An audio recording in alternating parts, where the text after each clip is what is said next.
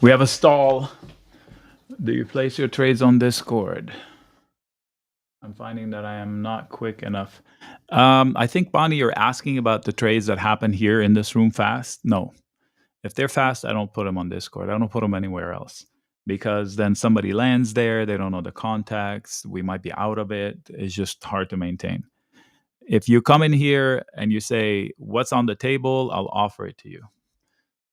So if you're not too quick, you come in and say, what's available? Is the Iron Condor available? Is the credit call spread available? It's easier to do it that way than to just post it somewhere and then me busy trying to maintain it.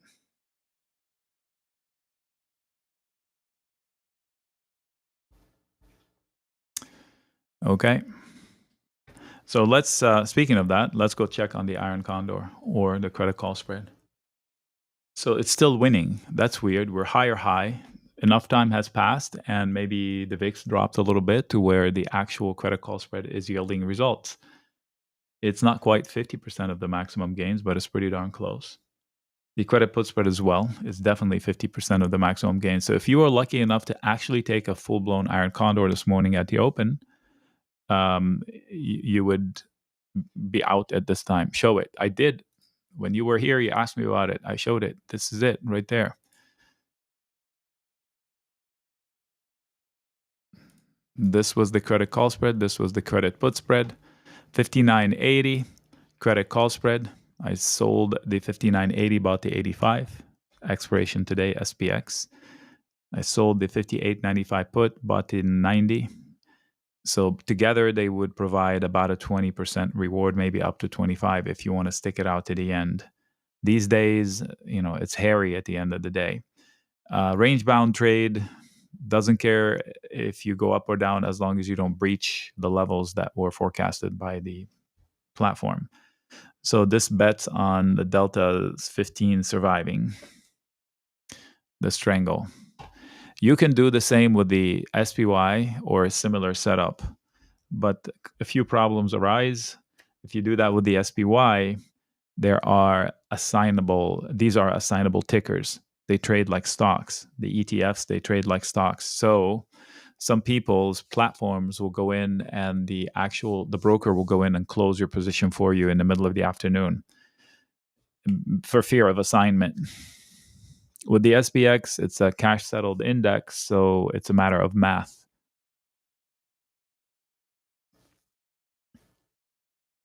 Definitely thank you for sharing. Most definitely.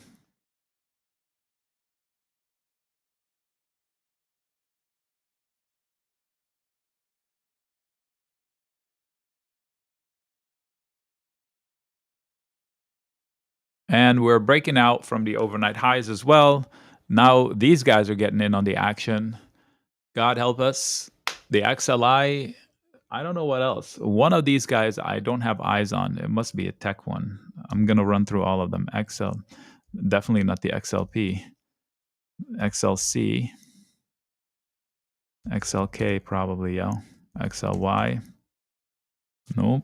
XLV, nope. XLB, nope. XHB, XLE. Okay, energy. Do not chase energy stocks. Careful chasing energy stocks. I did not see that one. I did not see energy being a player today, this week, and it has been. The XLF is also coming back. All right. Oh my goodness. That makes sense. Look at the IWM. Whoa. Lordy, lordy, lordy. That's why the XLF is going. So the IWM ballistic. Already almost up 1%. It's approaching the fails from 529. Let me rephrase. It's approaching the opportunity from 529, left behind on 529. If they break out from 529, it's $5 to $8 of upside from there. So we will be approaching 220. Approaching 220.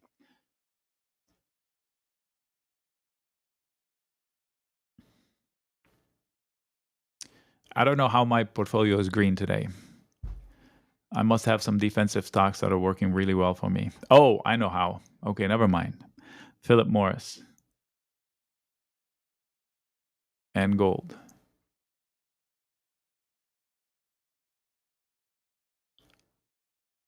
And KR. So the defensive stocks that I've shorted, whatever the market was chasing up when markets were having a tizzy, are now red. This is good. This is proper behavior. Green markets, defensive stocks red. Like the two ones that I've been beating up on are KR and KO, right? So basically the XLP. I'll bring you a picture.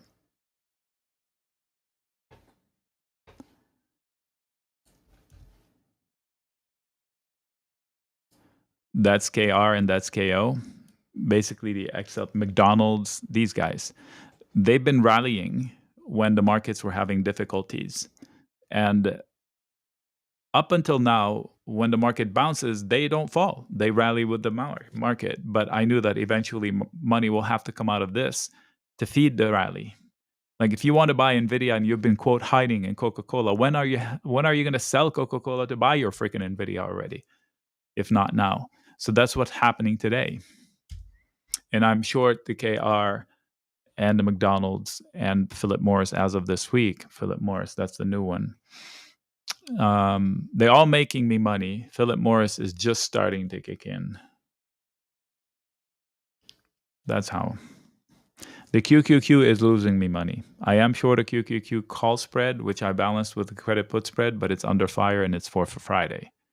I will have to roll it if it doesn't settle down. The ETFs are making a move beyond their opening wick. I'm going to go back to a 15-minute candle to study the candle. Okay, so we're still inside the 15-minute candle. This is easier to see that way. This represents all the ETFs. Welcome, YouTube.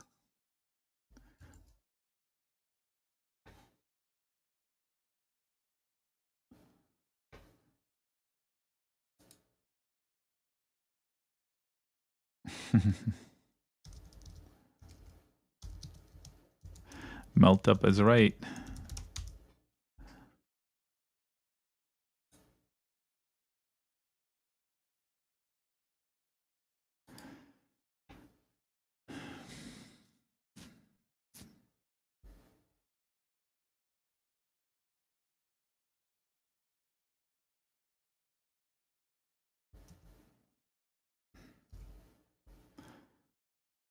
Let's go tell the world about that.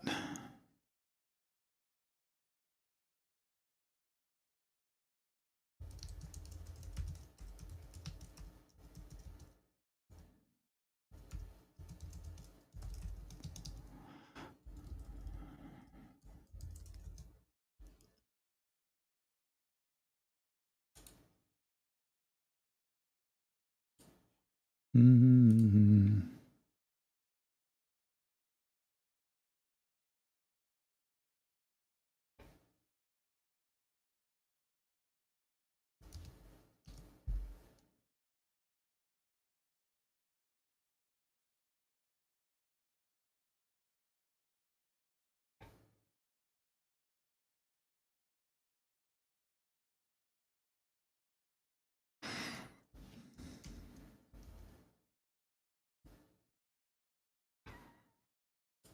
I'm trying to find us a swing we can carry for a few hours. 593.1 is a target on this last squeeze higher. 592.20 is still a target from earlier, but hasn't transpired. But it's still a target. So if they fail to make a high here, they might drift lower towards this yellow line, the thin yellow line you see in my screen. Is this available still? Yes, but I'll have to move it this way, and you would need 592.20 to come first clearly. Count on higher highs and higher lows. That's what's been going on. Buy the dip to play calls. Consider the fact that everything is rallying right now. Give it a breather. Don't start calls here. I don't think credit put spread would work better than calls anyway. don't bail on your credit call spread, but if you took an iron condor and you got 50% of your trade already, like we mentioned, then you can exit everything and call it a day on that perspective from the credit spreads. I will look to see for an opportunity for an iron butterfly in about a couple of hours, as long as I have data. Right now, I don't have data that's definitive. I just have a little bit of downside pressure, especially on the QQQ, just a little bit. All right, looking at trade ticks. What? Is that possible? Can somebody verify this, please? I don't have time. The GEX on the trade ticks of 5930 SPX. Is it 3,500 negative, or is this still from yesterday? I'm going to refresh. There's no way this is correct. I've never seen it this high this early. I must have gotten logged out. No, I'm still logged in. Delayed data? What do you mean?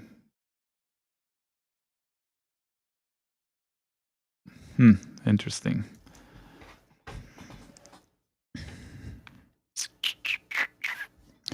I'll open it out somewhere else.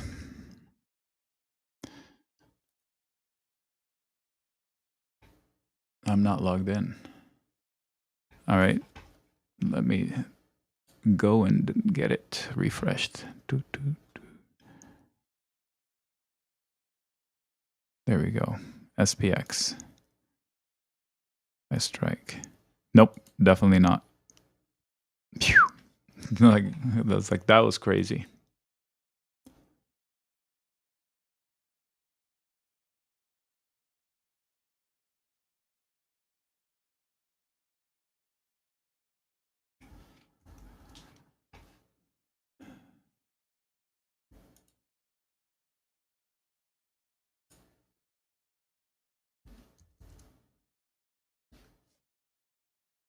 Yeah, thank you. My window was stuck.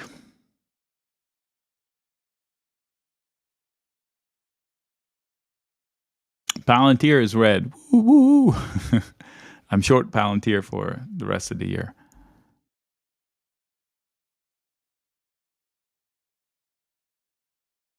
Buying dips and making higher highs should take them to 594.60. 594.60. This is target one, not target one, hiccup one from the morning note on the SPY. I gave similar numbers for the SPX. I just don't remember them by heart. 42, 43. Seems like it's a number that keeps coming into my head. At the bottom. HIMS now at the bottom. Bottom of what, Charles?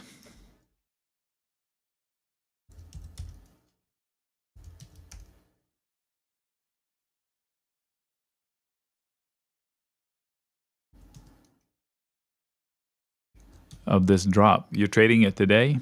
Okay. What the heck was that? Oh my God. Look at this stock. Yeah. So it seems like it's in... Oh, looking at it. So from an investment perspective, there's no way I would use the word bottom on this stock. So we bought the dip in HIMS, and I wouldn't touch it here.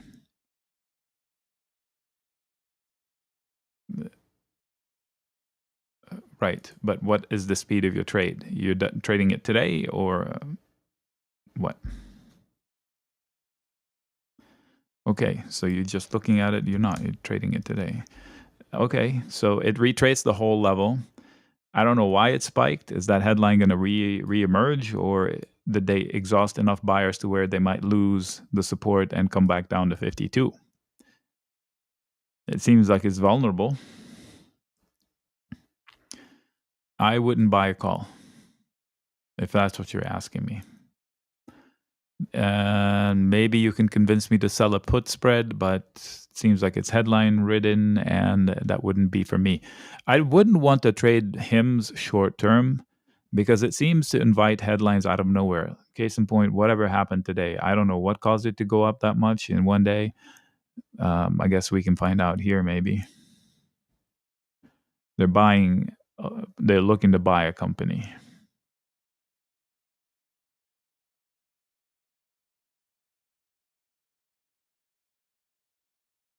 European expansion.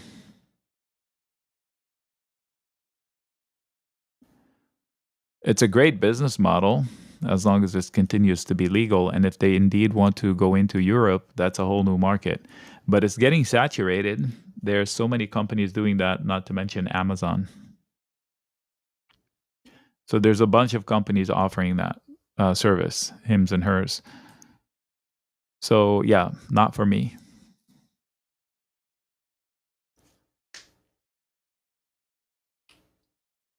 You're welcome. You know, I wonder if I could sell a call against my longs in hims.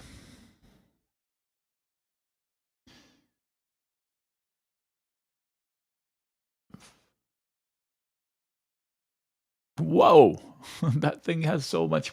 Whoa.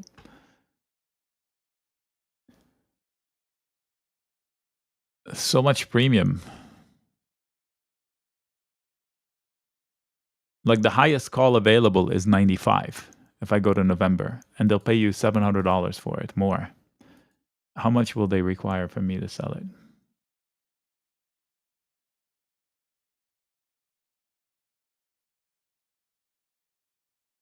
$500. Huh. What? This is like as crazy as Palantir. So let me get this straight. If I sell okay, so it is a high delta, a $95 call for November, 95, which is not that far from here on the stock.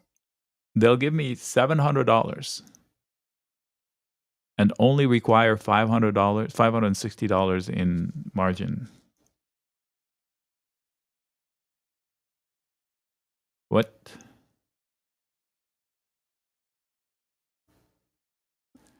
Yeah, I was going to say it's not done much. I have my eye on it for you. Thanks for the update, Ryan.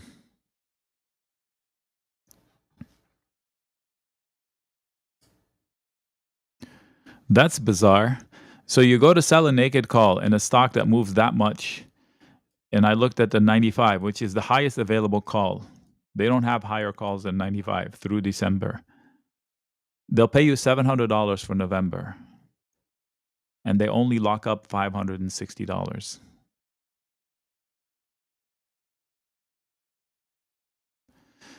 This is even weirder than Palantir.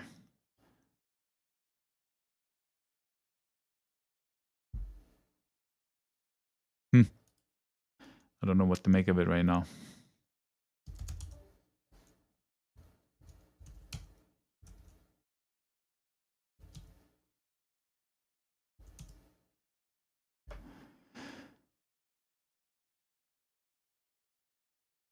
So the XLF showed strength, weakness, they're right in the middle. Pivotal zone. Decision making time. IWM has no decision, it's gone.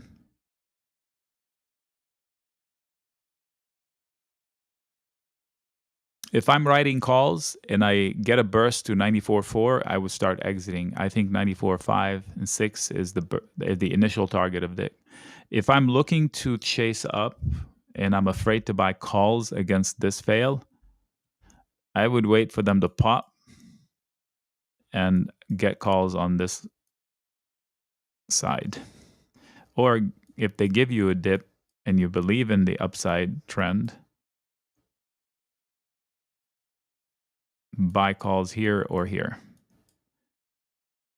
And if you have puts and you want to stop out, not here, here. It takes a little bit of courage.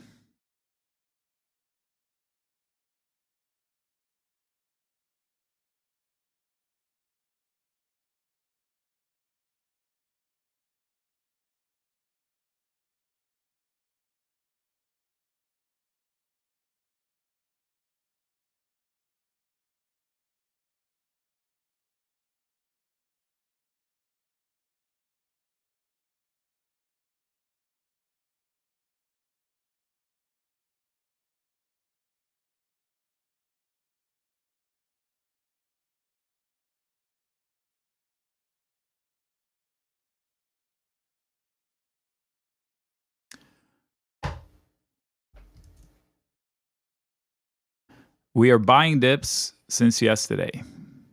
Maybe also the day before. I can't remember how Friday went. This was a dip, just like yesterday's. Slightly different setup with regards to how early and how late in the day it happened. And the target should be in higher high, and they've already established that. So now the upside target becomes this much and that much. So that's why I said I would start locking up in here, because that would be most of this much. This box is an open candle from the left side way back there, probably the 29th. It's a fair value gap box. So somewhere inside lies a seller, especially at the top of it. And now it's about when these guys are resting, that doesn't transfer to YouTube, those drawings. And so when the mega caps upper right hand corner are resting, the Excel posse are looking to break out, which is the one below it. Let me mark it up with crayons that they can see over there. We have had higher lows breaking out. Target might be this much or that much, even deeper. So, and this is the red box up here. And when these guys are resting, these guys are looking to break out. That's what's at play right now.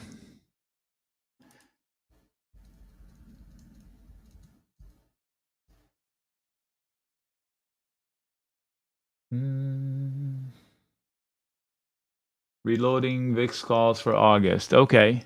So I don't mind that idea. I mean, it's not super low, 18. It is lower than the average. And hopefully you're doing it just as protection, not as shorting the market. There are better ways to short the market.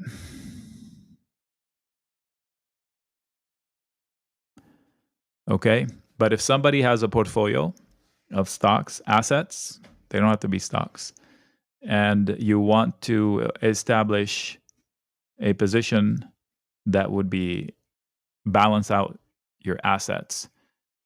Let's face it, if the stock market crashes, like some exogenous events happen, assets will crash too. Homes will be cheaper, everything. So the VIX calls will be the thing to have. And it doesn't cost much and it holds up well. So let's say we have a 1% up day and you bought puts for protection. Your puts would be destroyed. The VIX calls would not be destroyed. It would be a little bit red, and they hold their value if you buy the right levels. 18 VIX is okay. Anything below 16 is great. Anything below 15 is amazing. I can't wait for it to go back there so I can load up again, and this time I will do it in size. 596.40 is the next resistance. I don't know how much this, I have no words. You mean 594.60?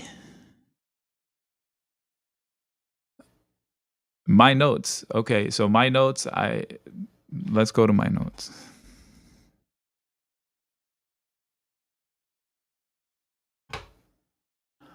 The next SPY target is 602.5 with resistance at 593.5 and 598.5. That was the words.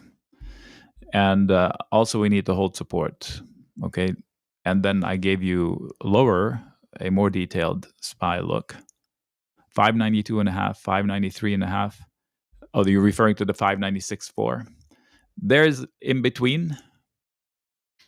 Technically, yes. If I look left, that would be the technical resistance, but there are lines in between based on extensions. So 594.6 is why I said I would start exiting here. But if you want on the charts, that would be a correct way to say it. Thank you for reading the notes. I appreciate it.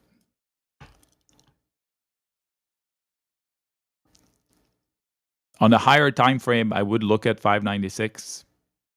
But on this time frame, I think inside this rectangle, this zone, A 594, 595.20. There should be sellers in here just based on extensions. Like this is easy to get, which is here, 594.6.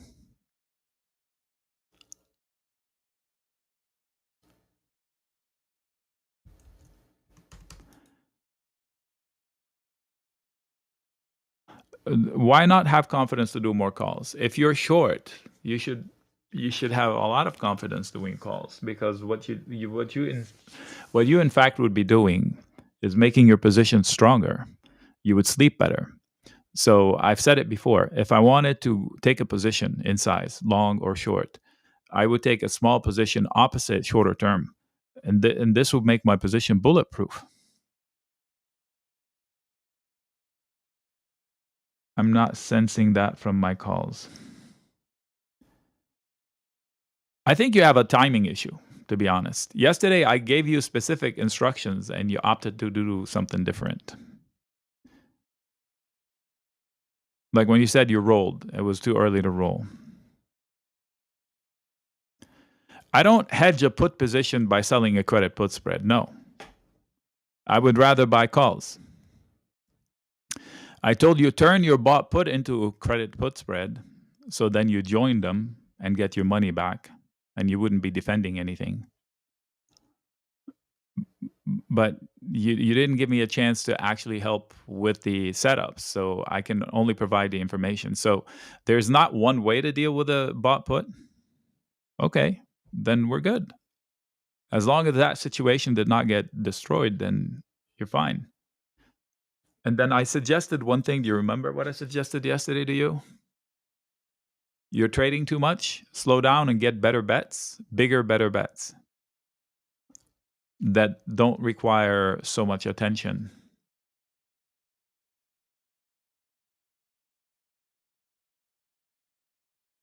I don't know. There's many ways we can do it. So if I bought a put,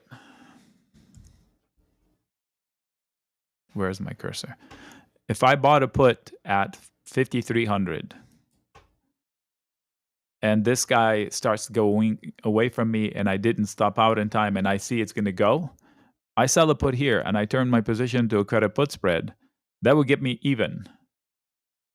And if they do this, now I have to deal with this problem. But I was dealing with a problem, and now I'm just dealing with a problem in a different nature.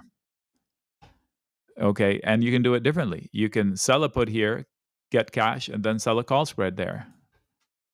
Now you have a pretty easy problem.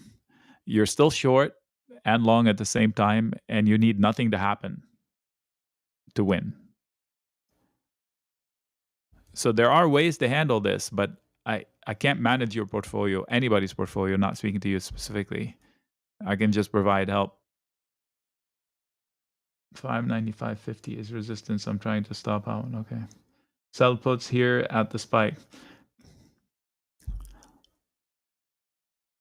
On dips is when you sell puts. I want to sell puts on dips. I don't want to sell puts chasing up unless I know that the breakout is going and it's not coming back, like a complete monstrous breakout. Right now, we have these guys that have done a lot and are stuck inside this long stick, right?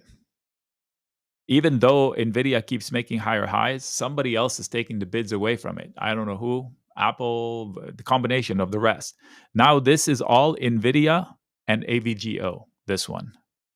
These guys are helping. And the one laggard is the XLF, it looks like. The XLV is wild, man, wild.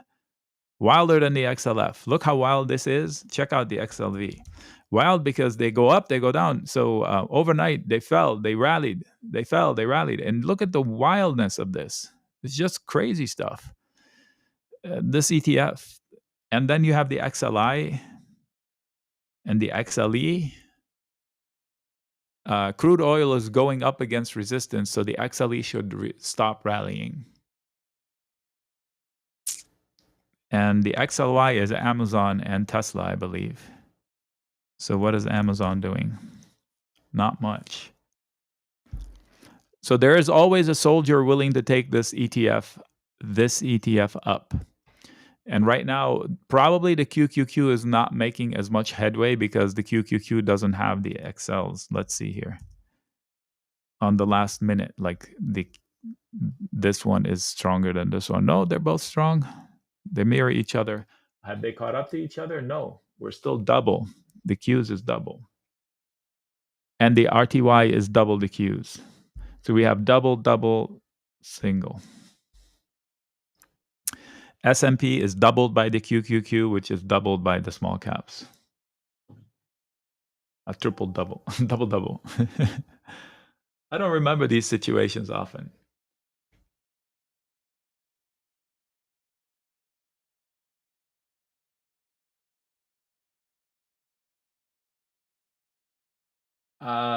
Joseph, that came. Yes, yes.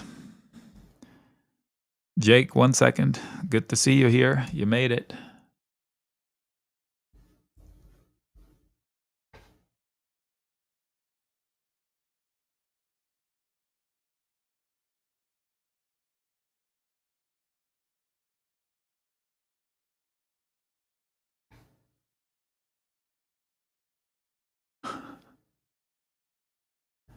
I'm gonna give you a link that shows you, Jake. Click on the link, you'll see yourself.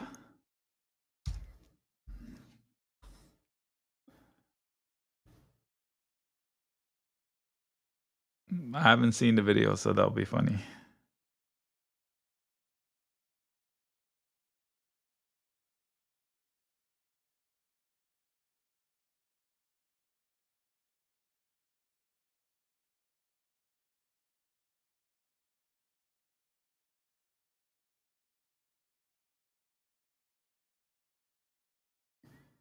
Hi, James. Thank you. I see you.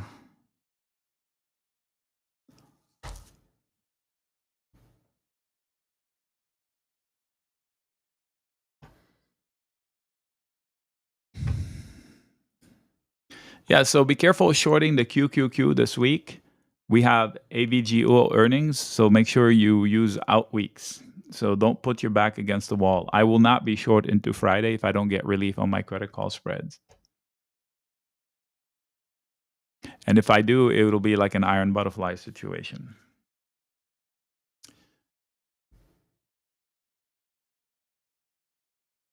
That's another thing you can do. If you have a position like a credit spread that's taking heat and you believe in it, and you know you're going to be delayed a week, you sell an iron butterfly. And then as time ticks, you roll the top part of it.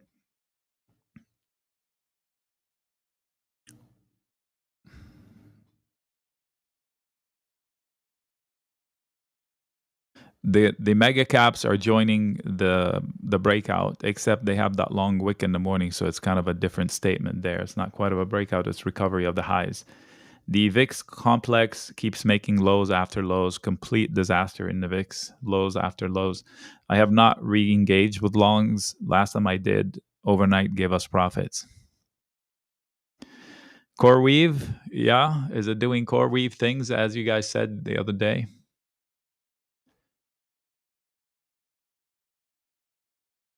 I have an indicator that it has been pretty accurate. We've used a few times. I'm keeping my eye on it, which is the discrepancy between Bitcoin and the SPY. So far, it's okay. Twice in the last 2 days, it said short. Unfortunately, it was at the close, and they both played out downside. So, like I said, the market is correcting overnight. We've had that situation happen for weeks one time. I don't remember when. I want to say in January, where all the red ticks, or maybe last year, all the red ticks came after hours.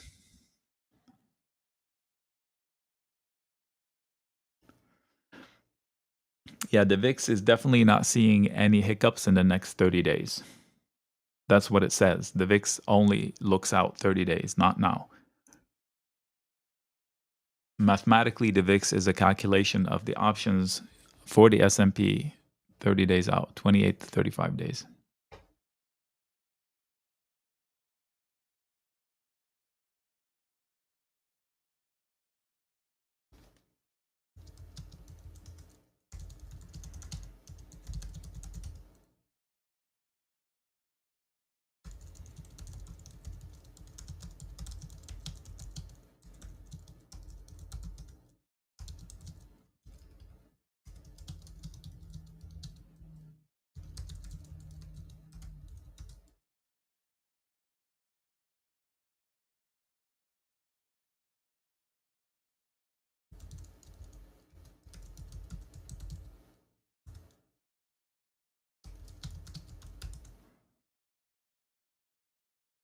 Rigged? No, it just represents what the market makers are charging for the options out in time.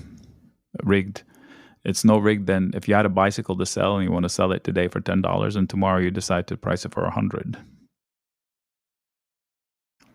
So if I had a fleet of bicycles to sell and I'm selling them for $30 now, if I hear that in a month we're going to have my components are going to go up in price, I might price them higher now. That's how the VIX works.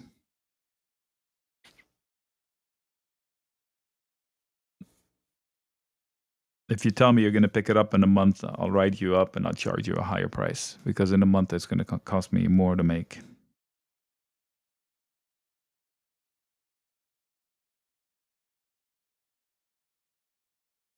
On the credit call spread, when do you should rolling 0DTE? I have rolled once 59.20. Hey, Baljit, I haven't heard from you in a while. 59.25. Okay, so 0DTE, if it's that deep in the money, wow. Okay, so when did these start? That must have been a few days ago.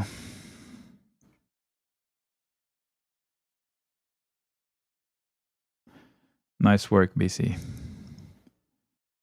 Okay.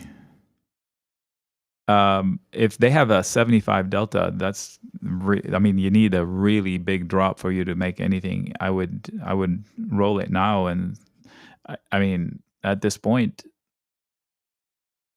I don't know what your break even is. Do you know?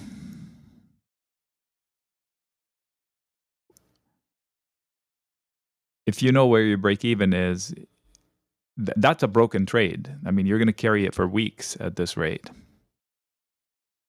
If I had a credit call spread and it's buried deep in the money today and it expires today, I mean, short of a disaster drop, you're stuck. So I would roll it now. It's not going to make a difference. And you should probably roll it into like an iron butterfly or a very tight iron condor lower, so that if it drops, you have a chance, like a 20% chance you can catch a zone that would get you out. Just make sure you don't make your problem larger. That's your primary goal.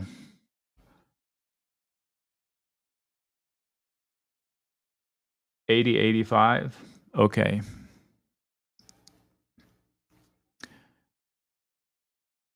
We have the mega caps coming up on that one high tick.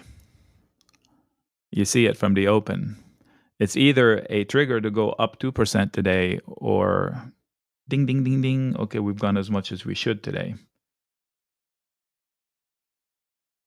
The next closest one, or whichever one that gives you no price. So if I'm rolling a deep in the money call spread, credit call spread, I would roll it out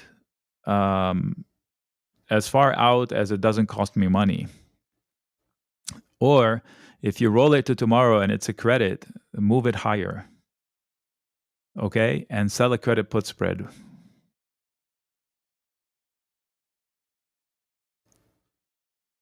And you're going to have to repeat the process again to see if you can get lucky with one dip to get you out for even money.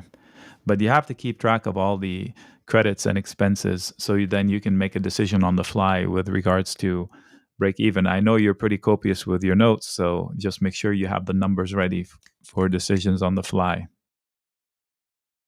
Low battery on the keyboard. Okay.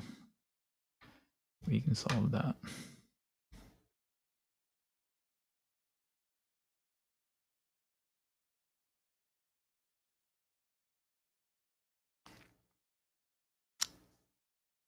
Holy moly, 3.5% AVGO, 3.3% NVIDIA. NVIDIA is above what it does typically, looking back 30 days. 143.1 is one standard deviation on that.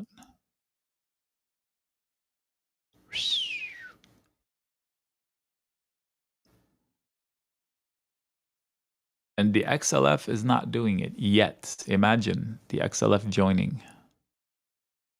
Thank God for Berkshire keeping the XLF in check. We are pennies from 595. Yeah.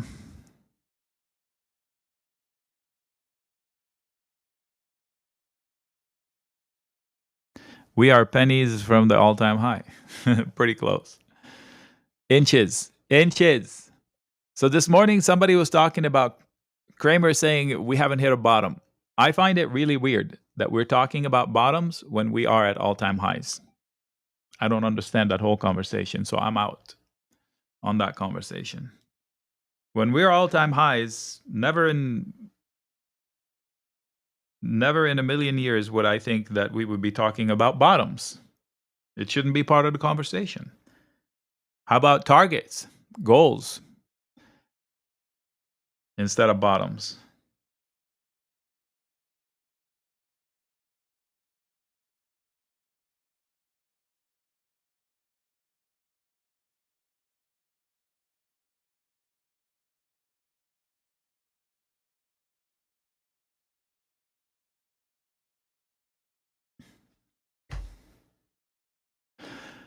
XLE. XLE is a short on spikes. That's my spirit. Let's go check the charts. Because the White House said they want to destroy XLE, right? Chevron, Exxon are in here. Well, indirectly. They want to make it hard for them to make money because they want to kill the thing they sell.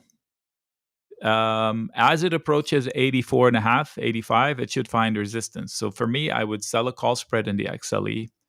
Buying a put is difficult, but if you do both, that would be the least amount of risk. I don't know your speed with which you're trading. Make sure to give yourself some space.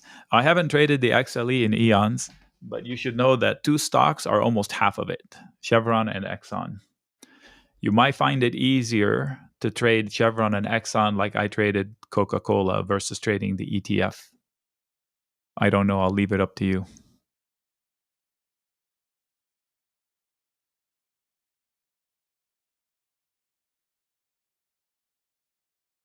Okay, so BC, you're trying to make sense to trade fast.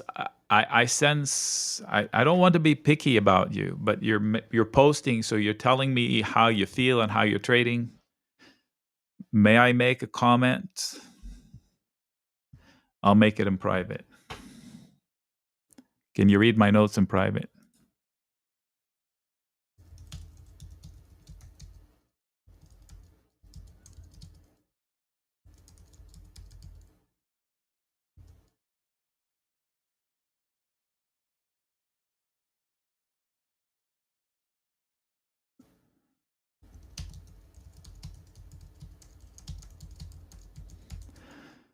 So, reading your last comment,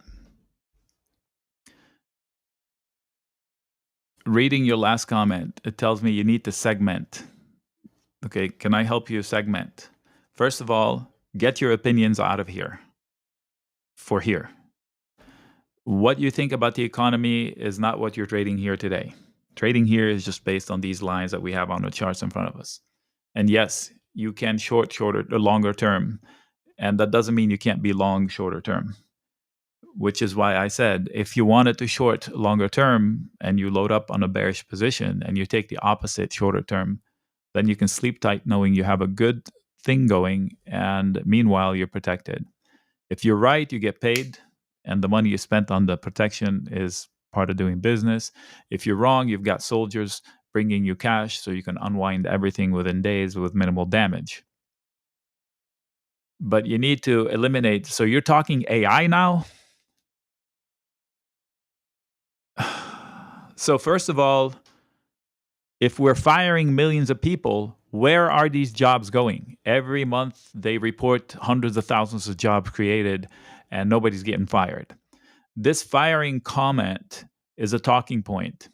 The number of jobs available is fake. Ask any HR department, they will tell you they have fake ghost positions posted at all times. All companies, when they put a hiring freeze, they all have open jobs. because they don't want to look like they don't have any growth. So they will have fake jobs out there. And those positions may or may not be open. Disney laid off several. Okay. Where? Unemployment is still at record lows. So what are you trading? You want to trade headlines of firing, or you want to trade bottom line dollars of companies? Did you know firing people makes companies more profitable? Why are you shorting that? You should go long a stock that fires people. Their bottom line grows. That's the concept, right? So unemployment on Main Street doesn't mean bad P&Ls on Wall Street. Okay, so how would you put that into action? Disney, Microsoft firing people. What would you do with Microsoft stock? You wouldn't do anything different. You would just trade Microsoft stock based on the report card it presents, which is pretty amazing. Pretty good, not amazing. We already know the economy is bad. That's a given. That's not a change. We've known that for 2 years.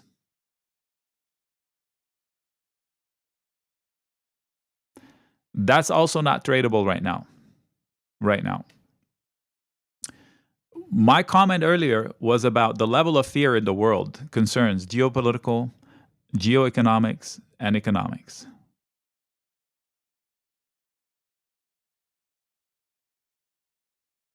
Eventually, it is the stock market. If we go to war, it does matter, right? But for now, you can't trade that. You just say, stay cautious. You go with the flow and you stay cautious, and you take bearish setups where you see a bearish setup is warranted. Don't fight every fight you see. You don't have to be a vigilante. If you see a stock rallying and it doesn't deserve to be rallying, but you don't have a reason to short it, like Zscaler, I know it's failed here before. I'm not going to short it because I don't know where they're going to stop. On Coca-Cola, I can definitely short it with confidence. With KR, I can short it with confidence because they're not that top of stock. They don't grow sales. They don't grow anything. So pick your battles. I won't short NVIDIA ever, not with these circumstances, or AVGO. I will buy all dips with these stocks. I could short Apple, definitely. This guy will break the company. If he's not changed within the next 5 years, Apple will be passed by 2 other companies. It's already passed by 2. Look at what these companies are doing. Microsoft, Alphabet, now the Gemini push. NVIDIA, we already know the story. Who else is close? Amazon is close, right? Meta is close to the 3 trillion club. Well, inching in. Apple's backtracking.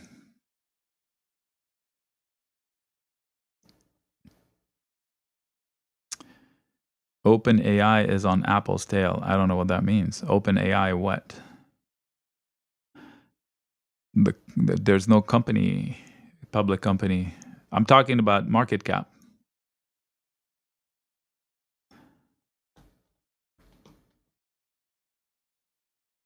BC, you literally just said we're getting close to 595. Did you not? And now you're saying it again? We're getting close to 594.85. What does that mean?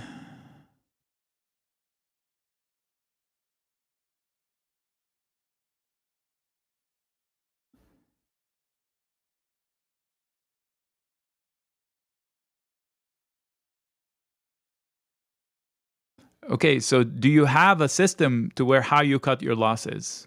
May I suggest that you would have a system? X%, I'm out, no questions asked. This level gets broken out, I'm out, no questions asked. 30%, that's good for you. If he finds 30 is too low, 35, 25, everybody has a different line. Pick a line.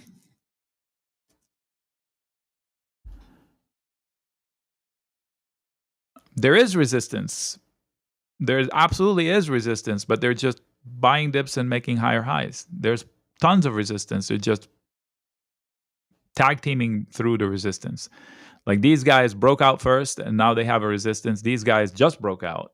tag teaming. So that's 30% of the S&P. That's 30% of the S&P. So they're tag teaming between this and that. That's why it's tricky. That's why the S&P keeps buying dips and making higher highs against the resistance. They're breaking out. We had resistance. They took it out. We have resistance above that from a few hours before that. So we do have resistance, but they're just making higher highs and higher lows. Here, I'll focus on this. How about that?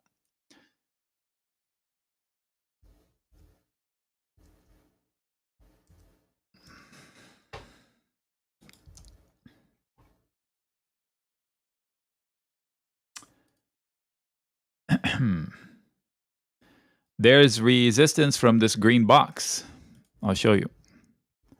This green box.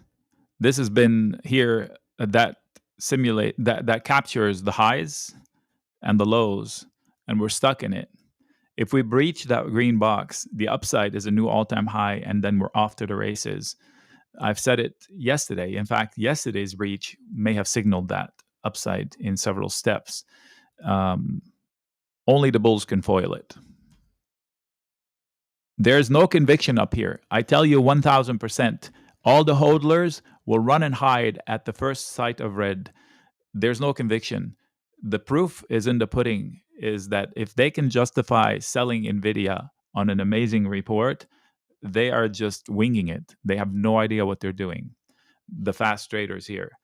And so they can stop themselves, is what I'm saying.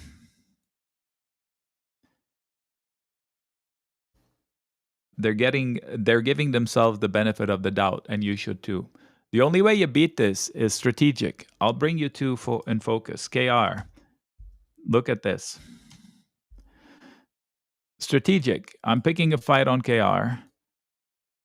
And if it loses the support from 66 that I just told you, then my position will be hot in a good way.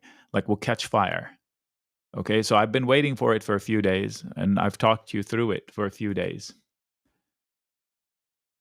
It's already 30% up, not counting the calls I sold. So the puts I bought are up 30%. The calls brought me another $50. So another 25% of the trade. In fact, the whole trade I purchased by selling the calls. So it's really free money, so I can't calculate the return. So it's cash out of pocket. Cash into my pocket, $200, $120 per contract, just out of thin air. So anyway, that's the scenario with with KR. Similar stuff with Coca-Cola. Now with the indices, I prefer to sell call spreads. I don't buy naked puts in the indices. Rarely do I do that. And one of them is in trouble.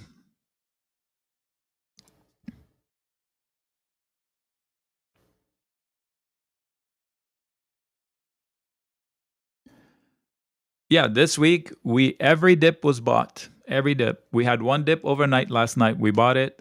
We confirmed it after the open, and we went to the moon. Today, we didn't even confirm it after the open. We dipped overnight, and we went to the moon. So that's a little different. But I said this morning, picture in your mind that that's what they want to do. They want to buy the dip, which they did, and they're trying to break out, which they did.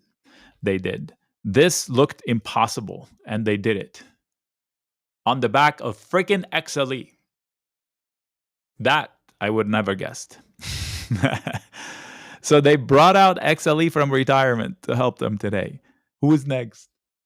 The XLF? The TLT is making some moves right now. That's an important comment here.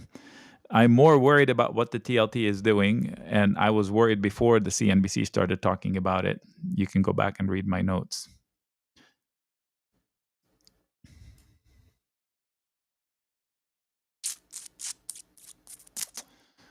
I'm looking.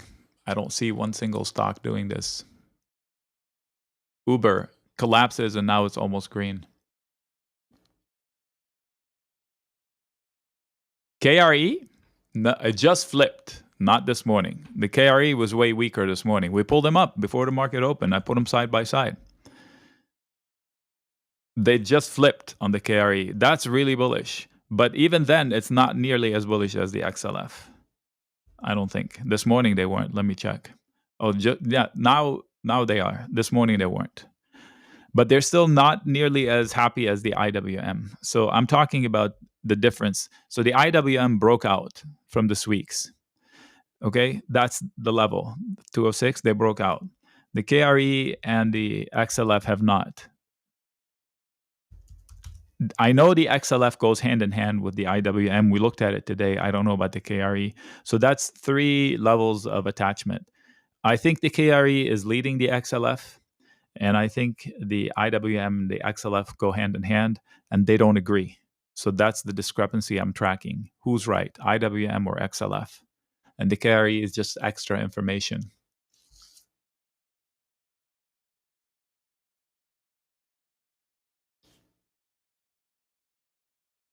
Get ready for 602. That's what they want, unless they have a headline.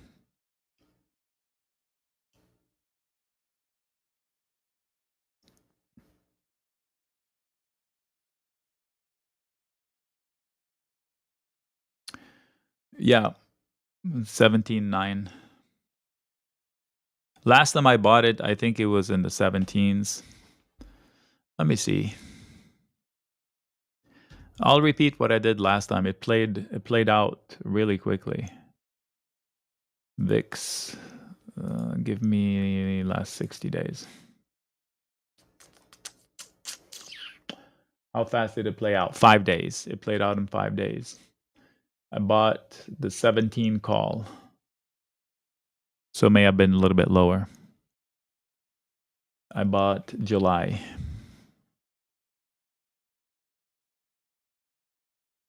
This time around, I'll buy the August 17 call. It's $480. Last time I paid $400, $380.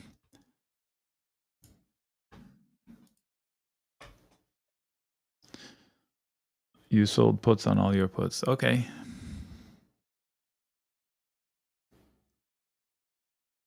Also, BC, when in doubt, do nothing.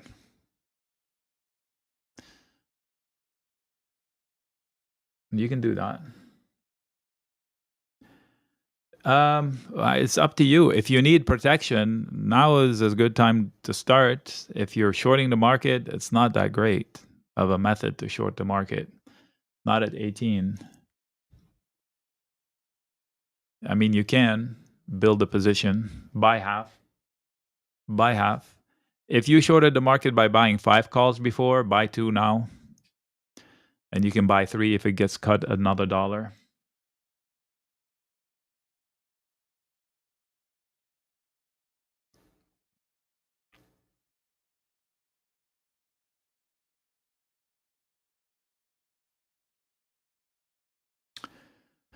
Let me open up my phone, get my messages here.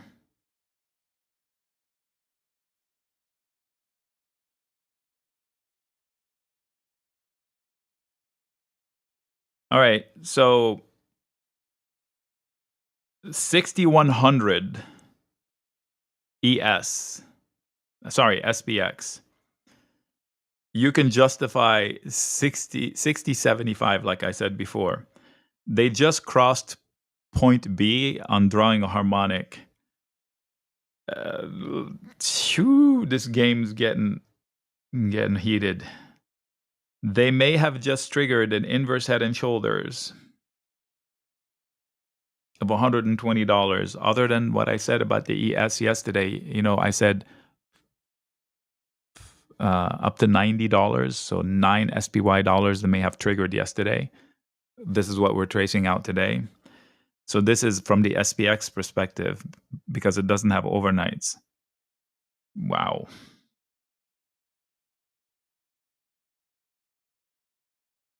A spike in the ES to 5980 will probably trigger, actually, a dip and a spike will trigger a wolf wave. So as we approach 5980, it might be shortable in that zone, 5970 to 5980 ES, which is, wait, why does ES, oh, we're killing the wrong thing. What? Weird. Looks different on my phone. When do we roll contracts?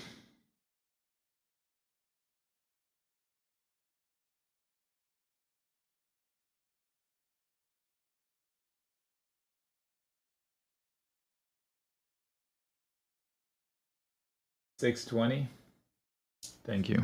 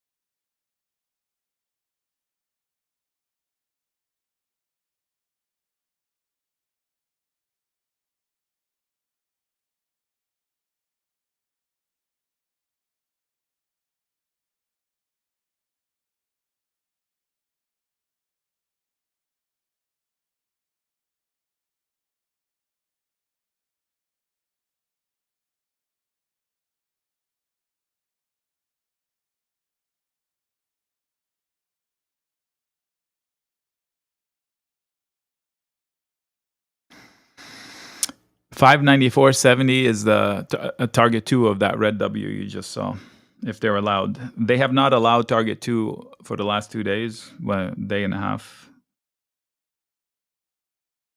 We'll see if they allow it here. 594.7.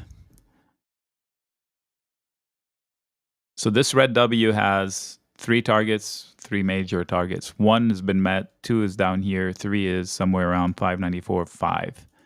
This is a 15-second chart, so these are splitting hairs, as they say. Mega caps have not done anything. This is all about ETFs. So now I got my wish. Now the market is green, whereas yesterday it was not. Let's go to the S&P. Even this morning it was not. Well, actually, it still isn't, but it's greener. How about that? Greener than earlier, because at least the ETFs are contributing, not the 2 or 3 stocks. They've already done all the heavy lifting, these guys, for a few days. What good news? There's no good news anywhere in the world. There's just nothing. If I wanted to short the market right now, I'll try to do a credit call spread. But given the VIX is this low, they probably won't give me distance that's safe enough for me. So let's see here.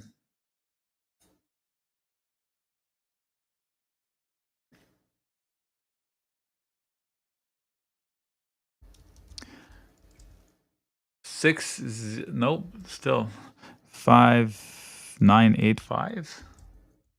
See, they want you to be at 5,985. If you can stomach that, that's the only way you can try to fade this market.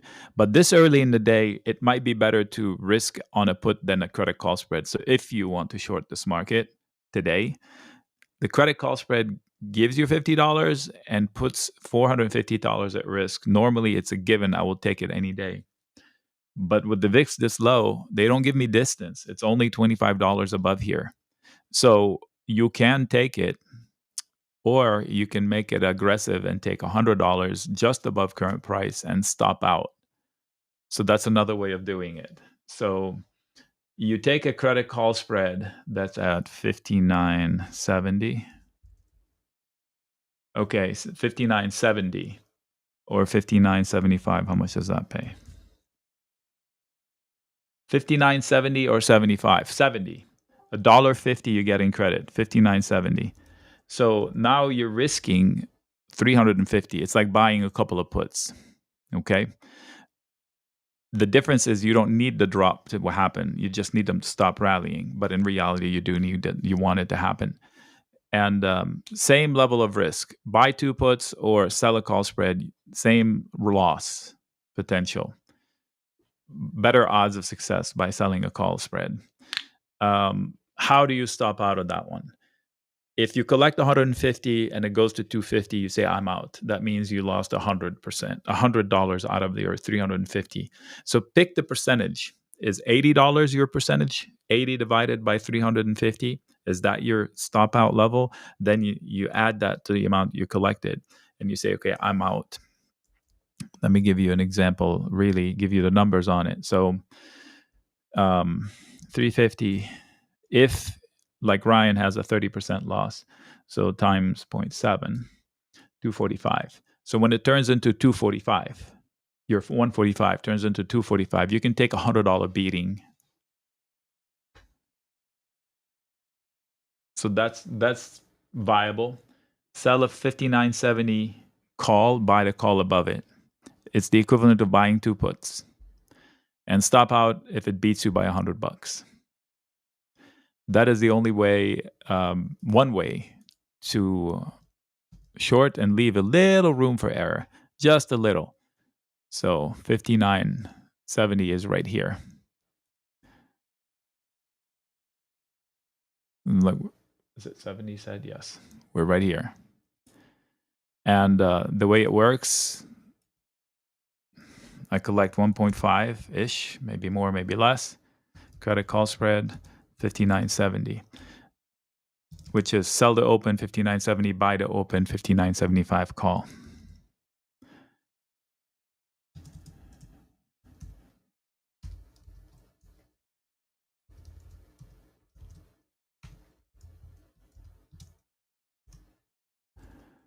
And stop out 2.5-ish.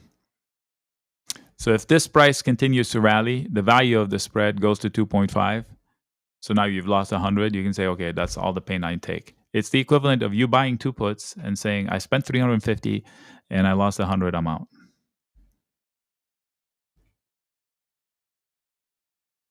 You can try that instead of just straight up buying puts. Now, the major difference is if you buy puts and you get it right, you make more money.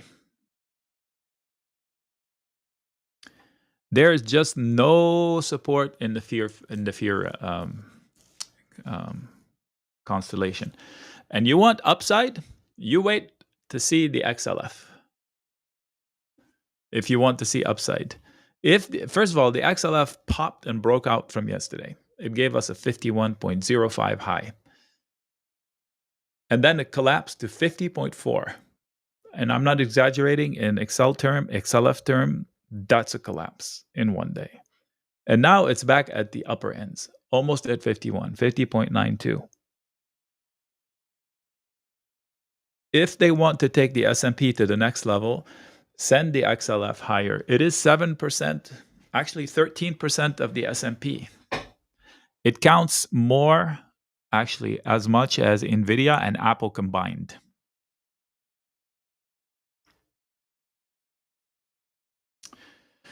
Yesterday I mentioned it. That was for June 30th. I said I want to be with JP, with Jamie Dimon.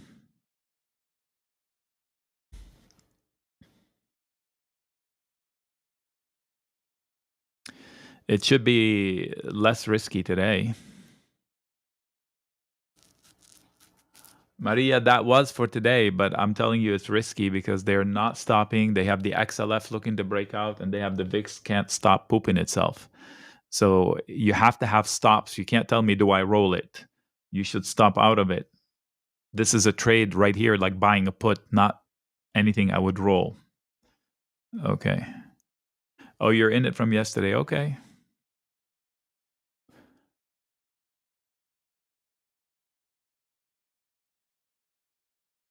Once we broke out from 594, which we haven't confirmed yet, we are confirming it in the next few hours. The target should be 5.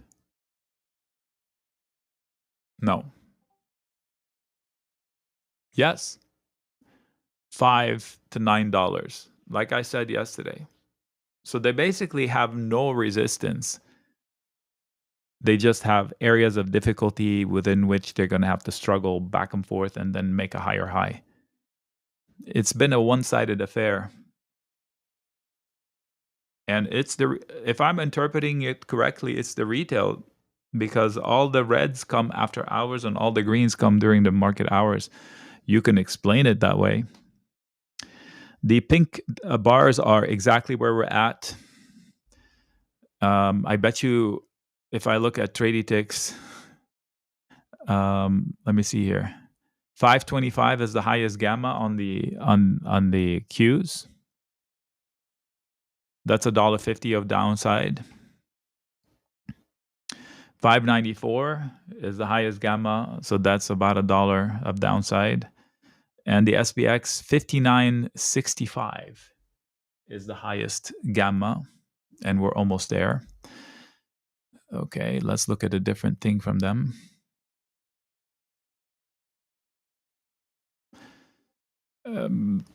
There's no divergence between AlgoFlow, and it's definitely green. There's a big order for July that's going on today, $4 million, not order. There's a lot of activity on the SPX for July. Let's go check what that's all about. And it's at 610. That's pretty important. 718. There we go. AM settled. 610. What are they doing there? Oh, SPY.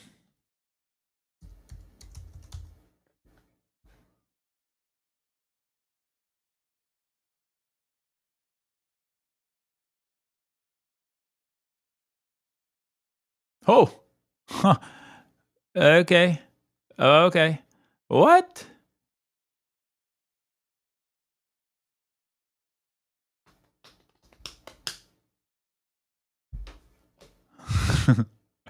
I don't know what to do with this one.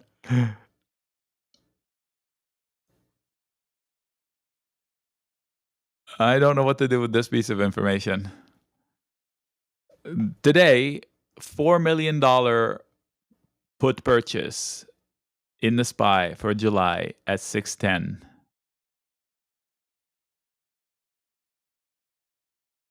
Maybe even some sold calls. Not necessarily one order, but somebody can look it up.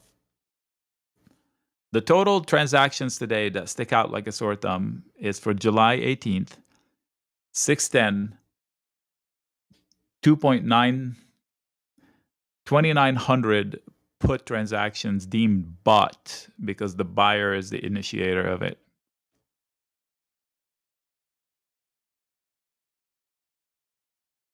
What?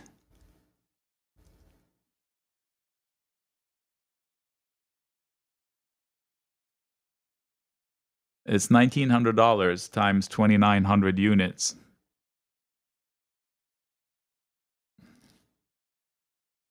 Nobody's listening.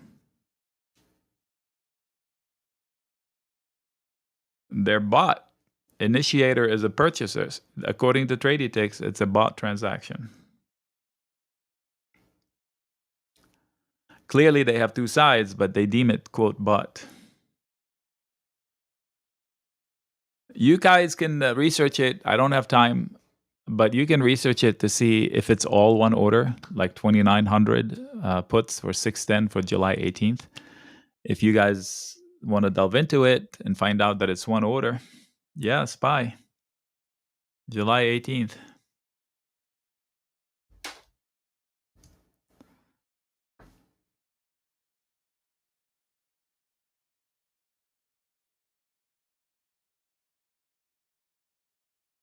We have a good turnout today, 175 earlier. Yesterday, we had something funny happen.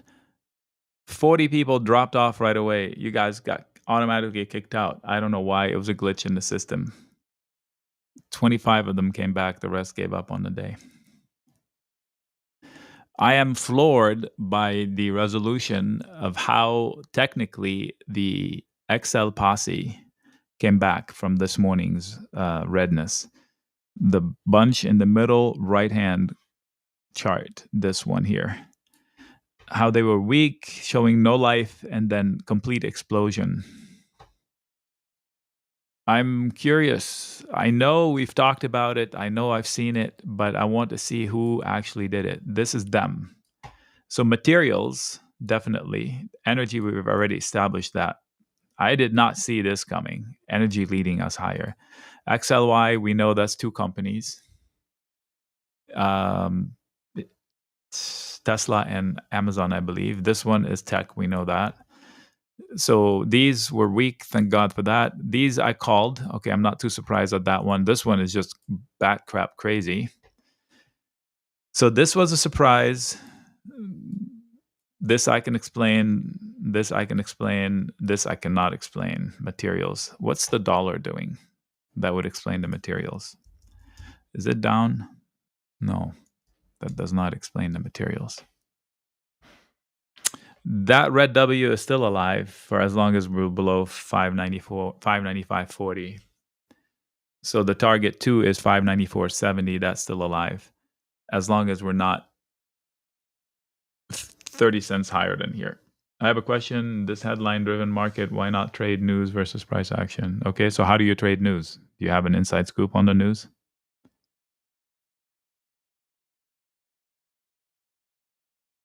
How do you trade news?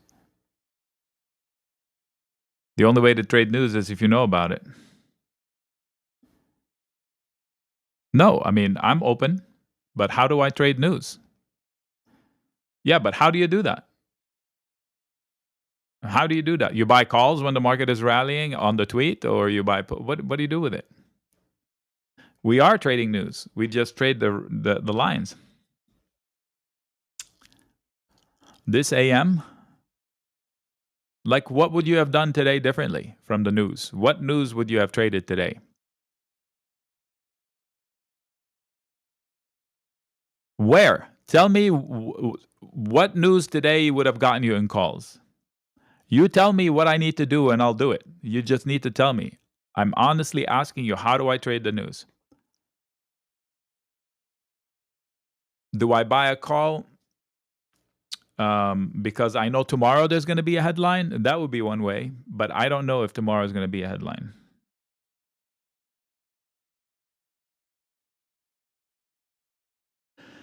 I told you that from day frickin' one. When everybody was losing their lunch during March and April, I was saying that and I was called crazy. This time it's different, Nick. It's 140%. What did I say? It'll all work out. I said business will find a way. Nobody wants these. Everybody wants to stay in business. It'll all work out. Did I not say these words? And now they're telling me, you're telling me that they're telling me that? No, that's why we bought the dip. So you tell me what the headline tomorrow will be, and I'll tell you what to do about it today. If you have confidence that we're going to have another tweet tomorrow that's positive, I'll tell you what to do today to make the most money. That's how you trade the news. And since I don't know what the headline is going to be tomorrow, therefore, I cannot give you any trades on that today. What I can do is keep you out of trouble.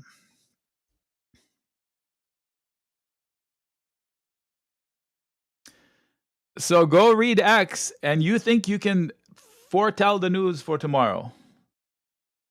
You would be a bazillionaire if you can sell that service. It's worth the effort, because if you find it, I will subscribe to your news channel and I'll pay you money to tell me what the headline is going to be tomorrow.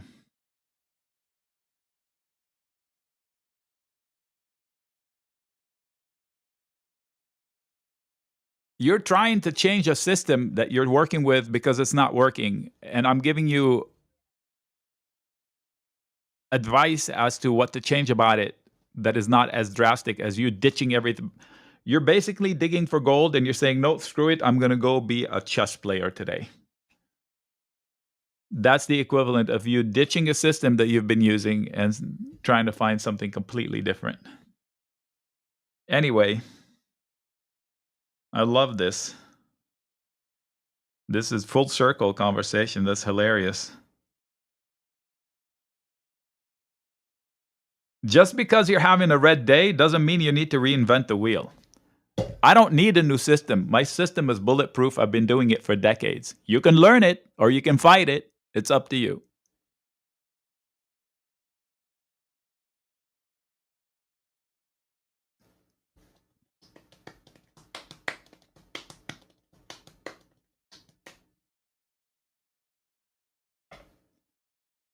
The minute I need a new fishing pole, I'll go buy it and learn how to use the new fishing pole. And news will not be a fishing pole I would reel because I don't know how to trade that.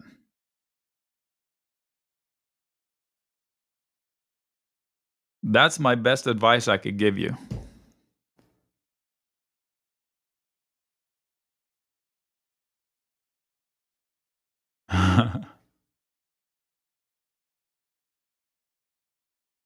I wouldn't roll anything right now. What are you rolling? Give me a level. What is the position? I'm not going to guess as to what you're trading. What position are we trading? Are we rolling? Tell me.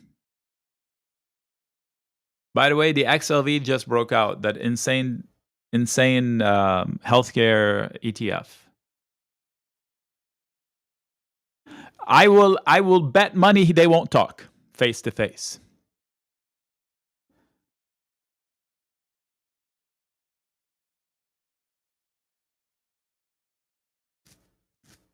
$59.75. I wouldn't roll it now. If you haven't rolled it yet, I wouldn't roll it now.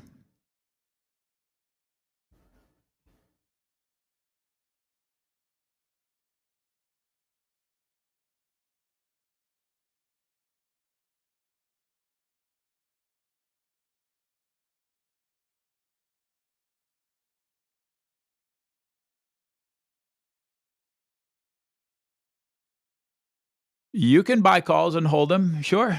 You can be long stocks and hold them.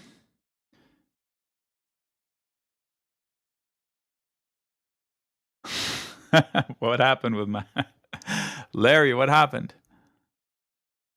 So wait. So somebody's asking. So do we hold calls?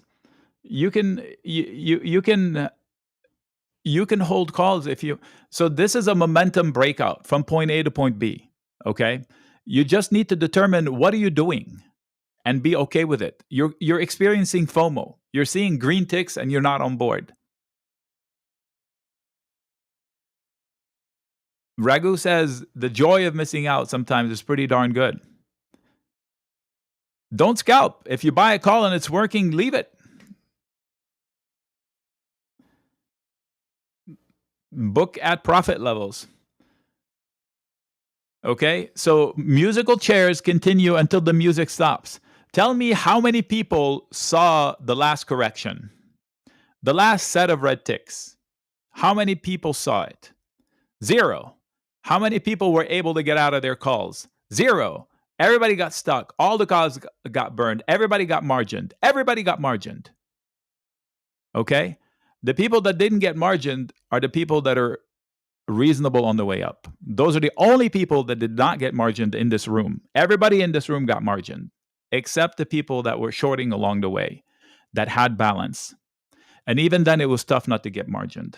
If you were selling puts and put spreads for months and months and months, I don't care how big you are, how good you are, you got margined.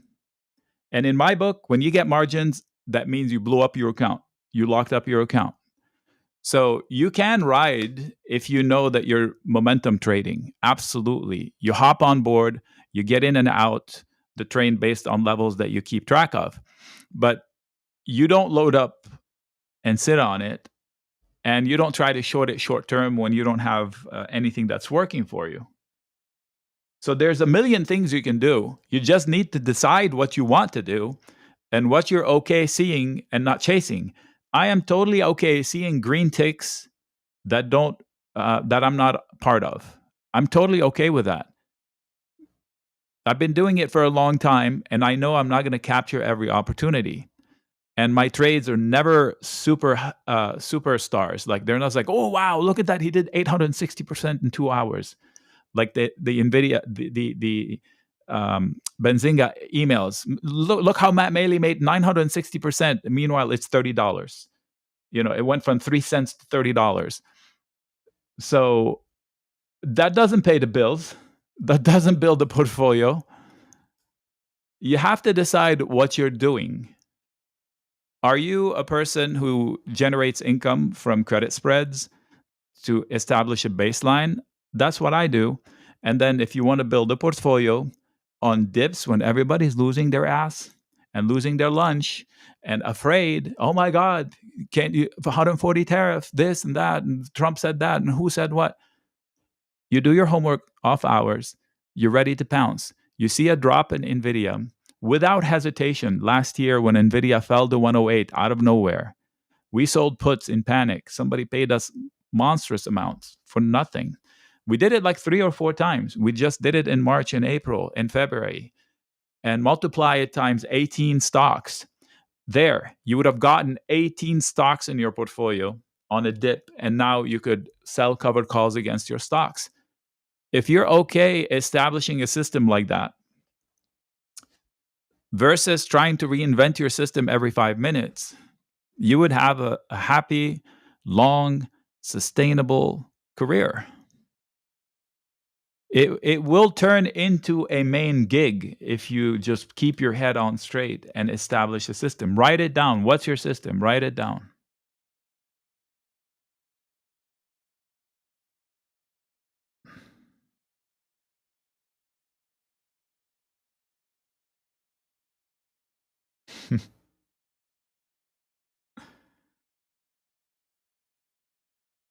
That's cool, Chan. I appreciate you. They hit the support line. 595 is the heaviest volume based on my screen. That thin yellow line, that's the heaviest volume. So the green tick doesn't surprise me where it came out.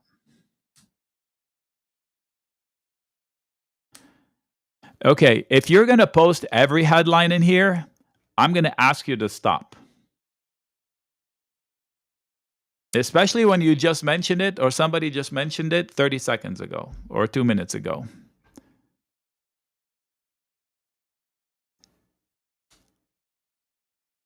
We're trying to calm a market down, calm a room down to trade with math and science. We don't need to infuse headlines. What is the purpose of the headline but to sell tickets for the disseminator of the headline? Benzinga gets paid from the headlines because it attracts readers and then they monetize the readers.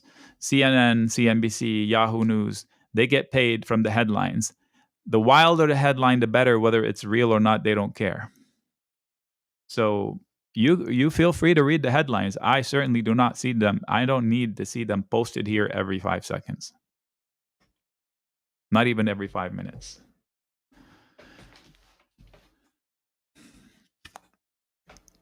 And the important headlines that actually change the game will hit you in the face. You can't escape them.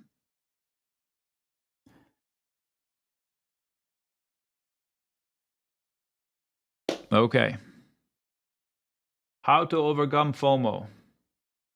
If I sold my calls at 595 and I missed out another 20% profit. Harry, you can't be you cannot be serious. 20%, that's quite okay. I'll tell you how. Imagine you have a friend that's trading today and that friend is losing $2,000 or $5,000. Would you go to that friend and complain about you missing out on an extra 20%? No. Right? You would say, "Ooh, that doesn't sound good." So if you don't have any friends, here's what you do. Go get friends. Okay, exactly. That's how you can get over it. You just look at yourself and you say, wow, I did 80%. I missed out on 20. If you focus on the 20%, so you're upset when you win. I'm pretty sure you're upset when you lose. So you're upset all the time. You have no happy moments. How will you won't last. So you just force yourself to say, it's okay. We're here to make money, not all the money.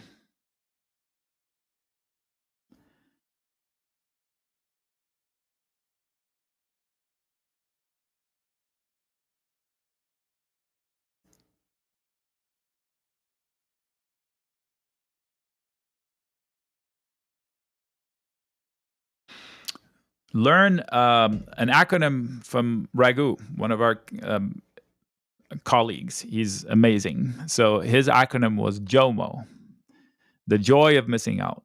Sometimes you just look at that and you just enjoy it.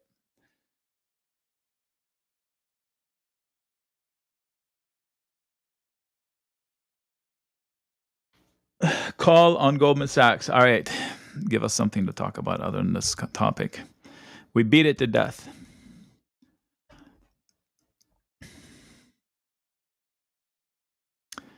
$608 is a problem, so once you get there, you should consider actually less than 608. 606.4 or higher should be struggle. Based on prior candles, look out for that.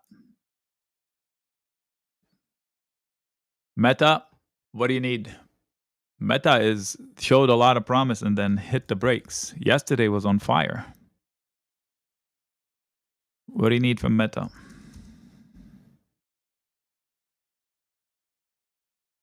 Meta has no resistance here. What it's doing is trying to establish the breakout from yesterday. So yesterday the breakout was from 658.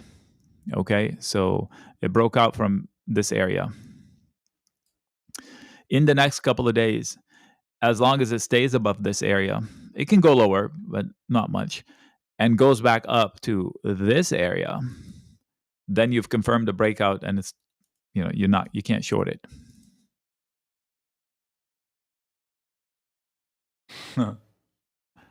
Well, for all fairness, yesterday Meta gave you all the money. It went from 640 to 670.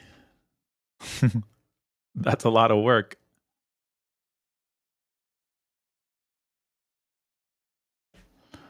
Look at this beast. Oh my God. Folks, this is hundreds of tickers in here. I don't know how this is happening. This is weird. This is really weird.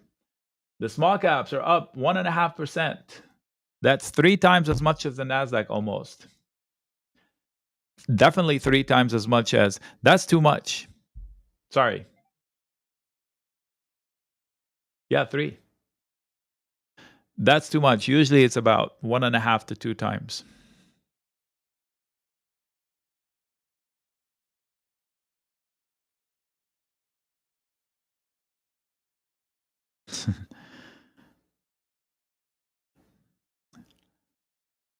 Drum roll. Another high. Let's see.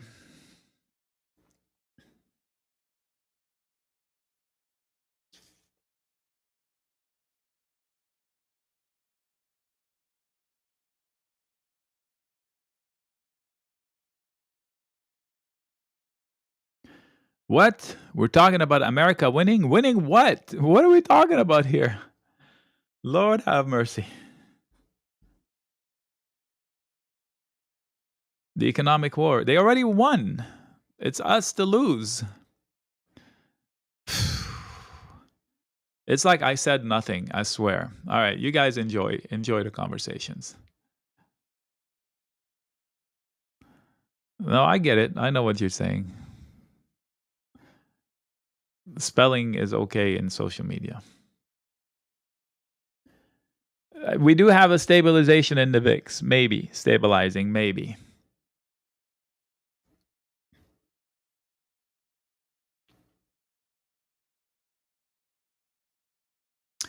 The XLF is the next champion to break out if it wants to. That would include Goldman.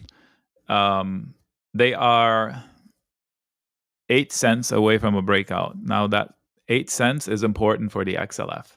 That's the last, at least the most significant ETF that can provide more upside if it breaks out. So I'll put it down on the bottom to show you the aggressive nature of this behavior today. The small caps are 3 times as much up than the normal markets, which is unusual. So the XLF poked, crashed, recovered, and if it breaks out, it will be violent. And if it does, this thing will go ballistic because this is a heavyweight in here and in here. This alone, I believe, is about 10 to 13% of the SPY. So imagine all this happening on the back of things like XLE. We just looked at it in here. We have XLB materials. What? XLE energy. What? Where did that come from? This we can explain. Tesla, Amazon. This I already had eyes on. This is the XLF we're talking about right now. This is the defensive stock, KO, McDonald's, and such. This is tech. So the two NVIDIA AVGO is affecting here. So this I'm okay. This and that are the two surprises out of nowhere. Wow, that's a new rabbit. A new rabbit. So we had a lot of existential conversations here today, okay? What I think you should take from it is don't change a system because it didn't work for 2 days. Like, don't change your mindset. And maybe you don't have a mindset. Then the goal would be to establish a mindset. Like, what do you do every day? Today, Ryan gave you his stops. He said, I stop out at 30%. So see if that's appropriate for you. How do you know? You use it.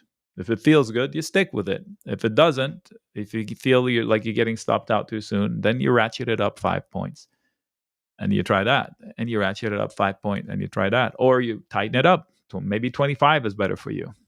For me, it's different in different parts of the day and different types of trade.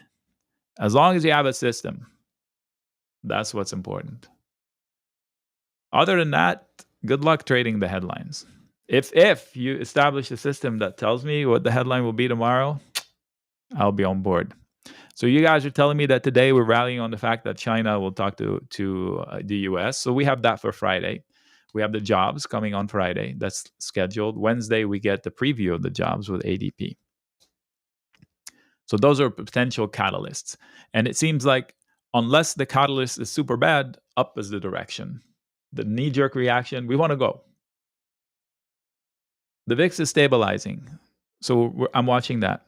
Now, if you want to buy VIX calls, buy August 17 calls. I'm going to buy one just so I can put it on my books and I talk about it. I don't need protection, clearly, and I'm short enough. I shouldn't buy a VIX call, but I want to put it on my books so I can speak about it. If you buy July VIX, it'll give you profits better if you're looking to short the market. I'm not. I'm replicating somebody that needs protection in their account. Okay? So the VIX is $400 and something. The $17 VIX, 475. More expensive than the last time I bought it.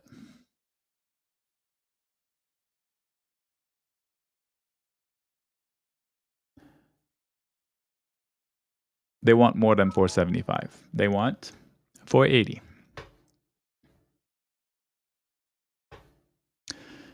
That is not a good way to short the market. Micron 105 coming. Okay, let's look at Micron. Oh, okay, so it's 102 right now.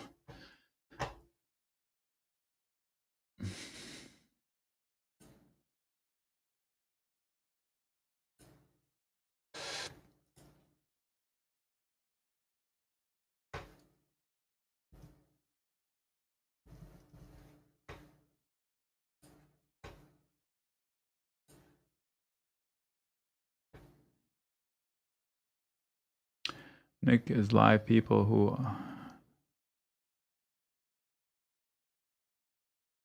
I don't understand the statement.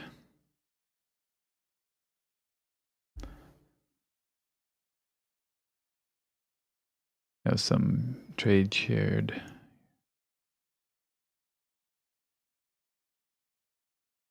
Okay, wow. I have questions to answer.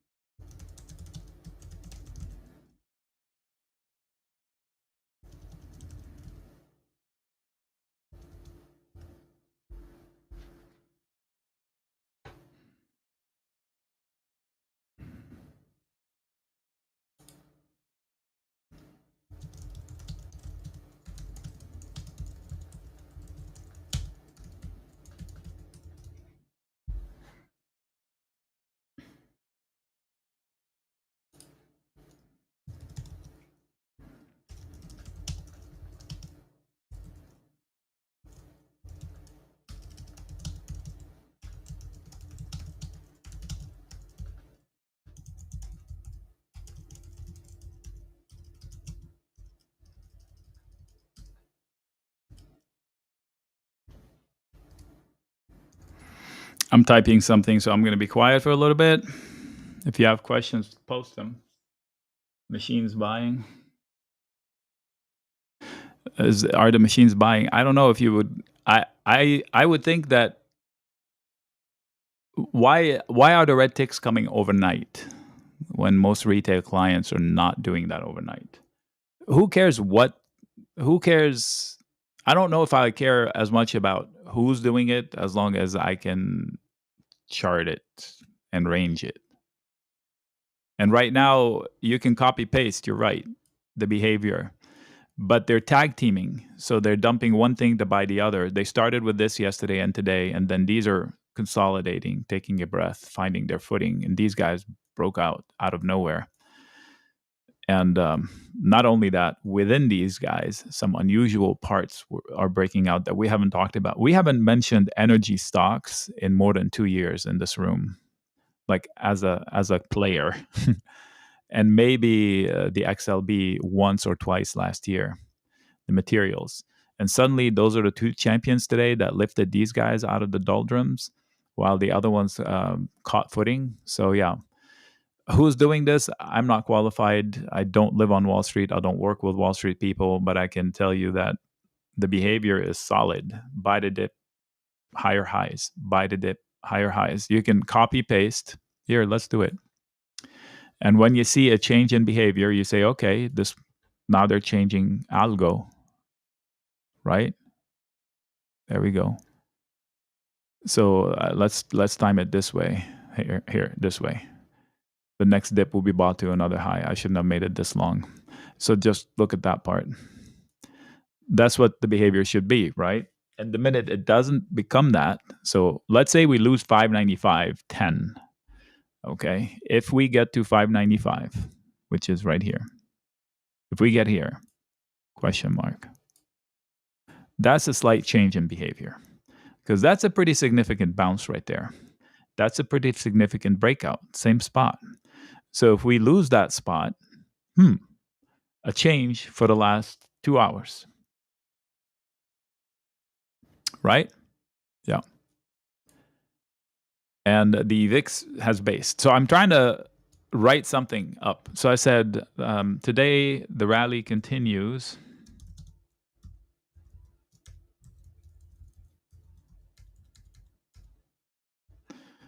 into the jobs report on Friday. We are still headlined. We are still hostage to headlines. But for now, the reaction has been up to most of them, regardless of what it is, good, bad, and indifferent.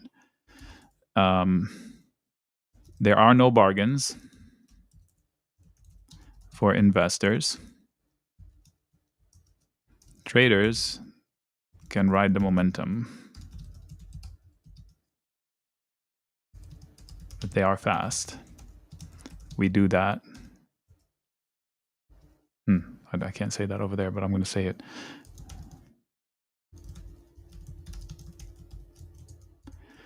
Something investors can do is start to buy protection when it's cheap.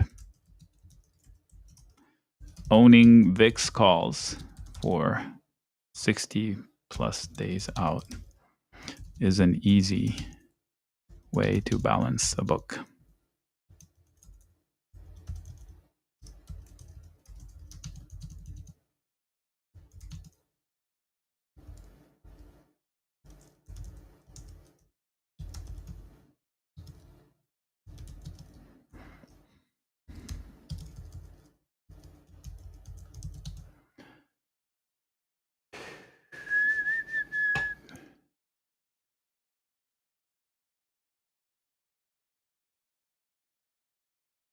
August 20th.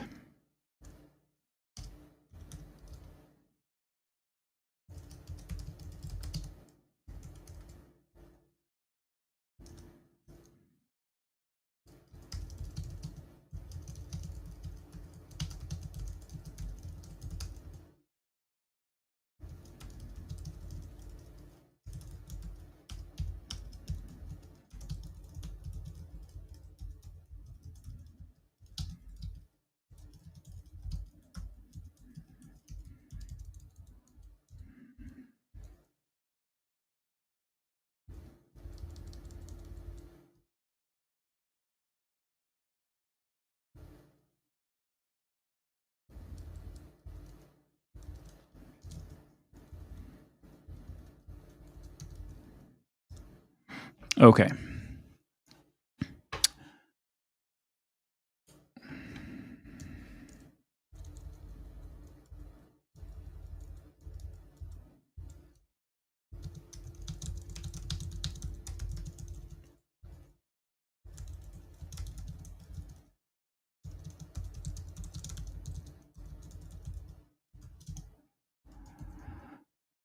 So the fast momentum traders, you should do that in swings no longer than 2 weeks ish. You know, you can't just do that.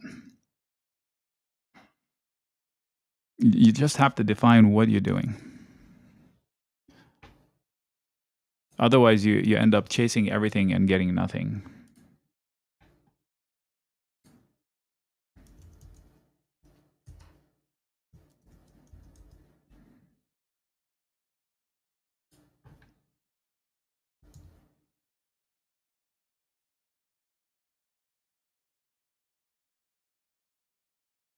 Net debit, VIX calls expiring at 20. Yep. 17? Yes.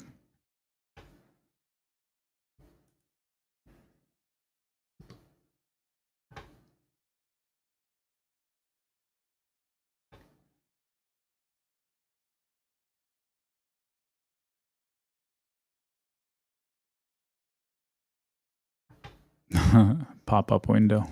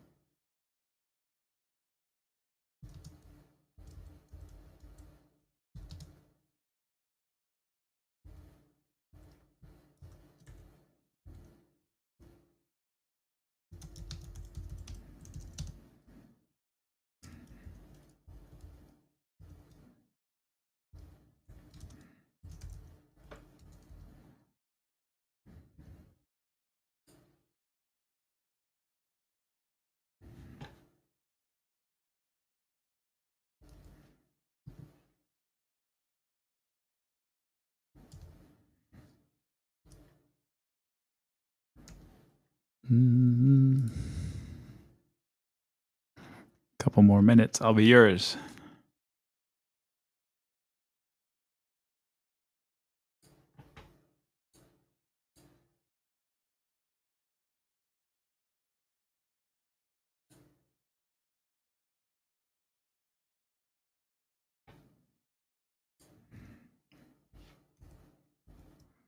Okay, there we go. The yellow thing played out perfectly. So there's no change in behavior. They didn't even come. Actually, they did. They bounced off of the body of the base of the candle. Now, this colored area we got into is a large unsettled candle from before, and it's getting in the way. So what I'm going to do is trying to get it out of the way.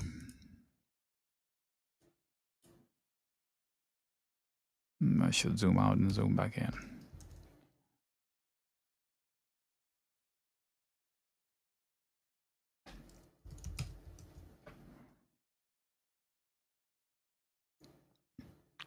So this played out. So we will put it again. If it dips, that's what's going to happen. Until they stop doing it. And this is still the ETFs. Wow. Still XLB and XLY. So that's Tesla. Is Amazon moving? No. So that's purely Tesla. Watch. In the XLY. And these are not doing too badly, but they're definitely not the incremental buy. So still, let's look at the overmap. We are up 0.6% 2 days in a row where most of the stocks are red. Giant green boxes skewing the scoreboard. Not to say it's a major problem. It's that it's the risk of hiding, misrepresenting strength. It's okay as long as they rotate. If they rotate out of whatever is leading now into something else, I thought they were out of things to rotate into. I did not account for the XLE and the XLB. XLY has always been potentially, but Those two things came out of nowhere. Crude oil. You can short the CL with a stop if you know what you're doing there, or use the USO, which is much safer. Ooh, that's a pretty good trade. So I haven't traded the USO in eons, and I mean eons. Let me see if the reason why I didn't trade it because it doesn't have anything attractive. July puts are $300. Yeah, I want to buy a July put in the USO. I'll just buy one. I haven't done it in a long time. It's $300 for July.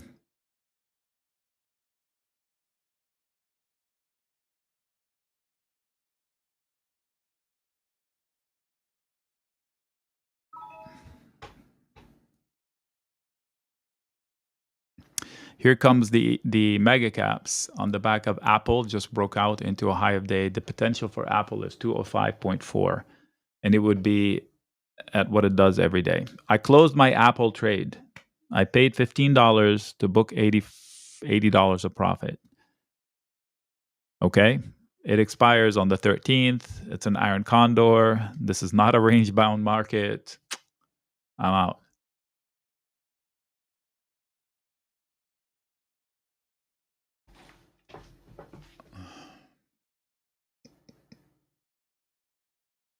So USO trade will go to who? I don't know much about oil. So now let's make it clear. If we have an actual geopolitical thing that goes on, oil will spike. So that's the risk of oil. So $300 are at risk. Half of them will disappear. If we have actual skirmishes between the US, Russia, or Iran or anything like that, oil's knee-jerk reaction is to go higher.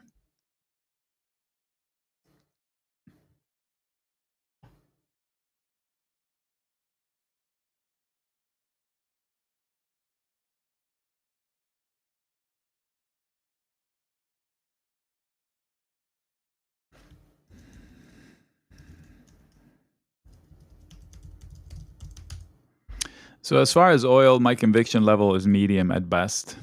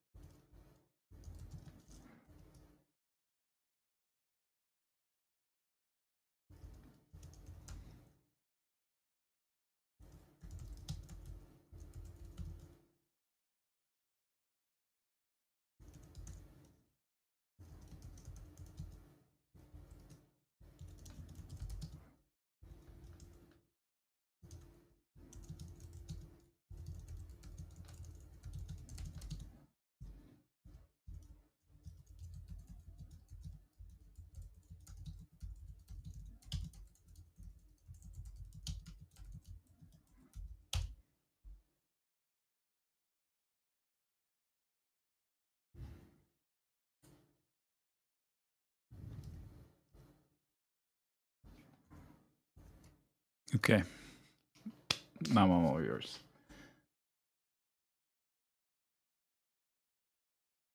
What's better, rolling a 40 delta June monthly to July? I wouldn't roll anything for the June monthly right now. 40 delta, I would not roll today.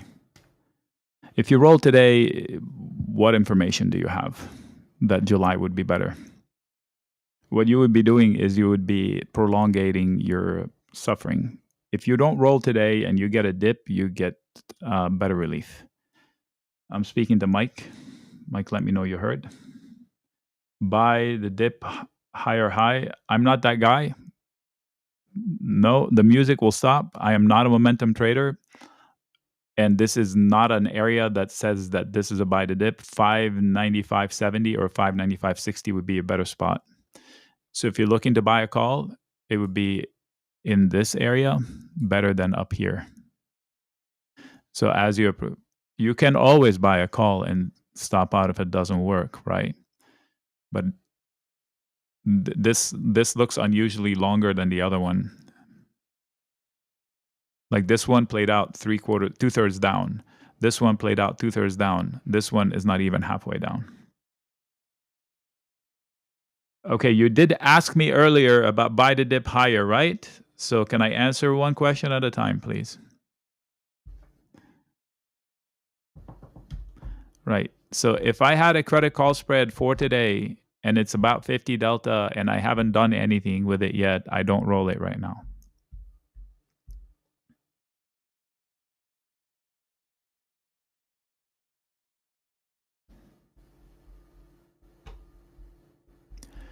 On the way up, if the bears want to make a stand, if this is different than the other ones, it will be here at 596 flat. Let's see. These guys, no stopping. These guys ready to break out. They have the opportunity. It is a problem, but these days it's just an opportunity. It's not a problem. Nothing's a problem. It's just an opportunity. The VIX has stabilized. No lower lows on the VIX for the last hour and a half. That's something different. Okay. Which is why I bought. So let's just say this. If the VIX does not make a lower low today, the VIX itself might go up towards 1840, 1860 in the next few hours. I'll say it again. The shape of the VIX chart today, which is rarely anything I would do, says if it doesn't make a lower low, it can go up $50 to $60, 0.5 to 0.6. The VIX futures does not say the same thing. They're kind of the same, but not really. Today is what, Tuesday? Okay, so tomorrow is VIX expiration for the options. So maybe the VIX futures is more reliable. Okay, but that's what I'm seeing and that's what I'm reporting. They hit my circle and they bounced right off of it. So now the question is, will they take out my yellow line before they come back into the circle? The answer is a definite yes, unless something is changing.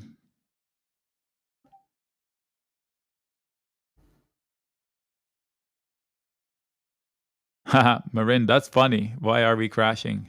That's hilarious.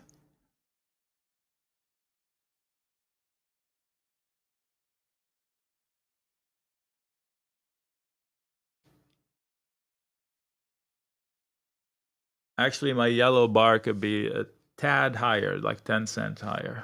That's okay. It's not going to matter much. On the 15-minute chart, we could be building a harmonic. I think somebody mentioned it earlier, maybe Corey. He said, I will short at, and he mentioned a number on the cues. Oh, we're miles away from that number. Yeah, that my comment would be different. If we pop to 596.20, we may come back down to 595.90. So if you don't buy a call here, you might have an entry back here after a pop. So let me put it on paper. If you're not in calls, they might pop and give you that. So buy your calls here. Here, somewhere. If you buy this call on the way up or the same call on the way down, you will get a discount on it.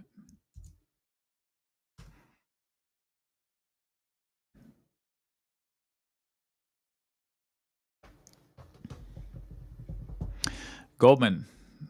I thought I had it on this chart. Okay, 606 point something. If I remember, I told you looks like candles that might mean something.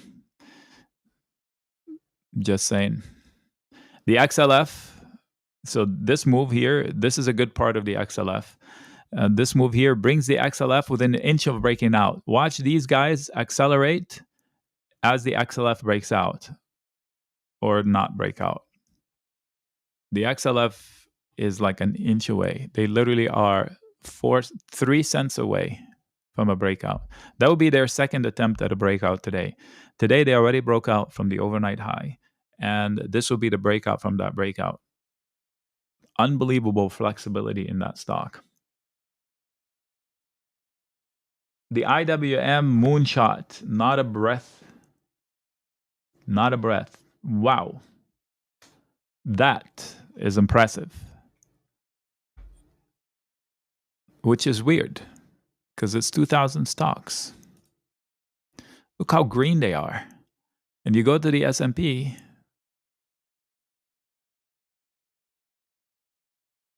sometime today.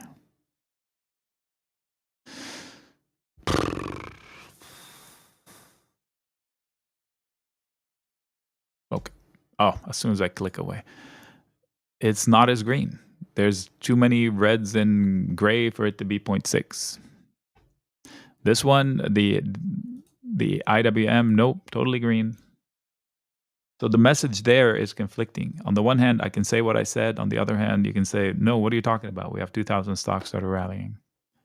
It's a broad rally. All right, let's move this.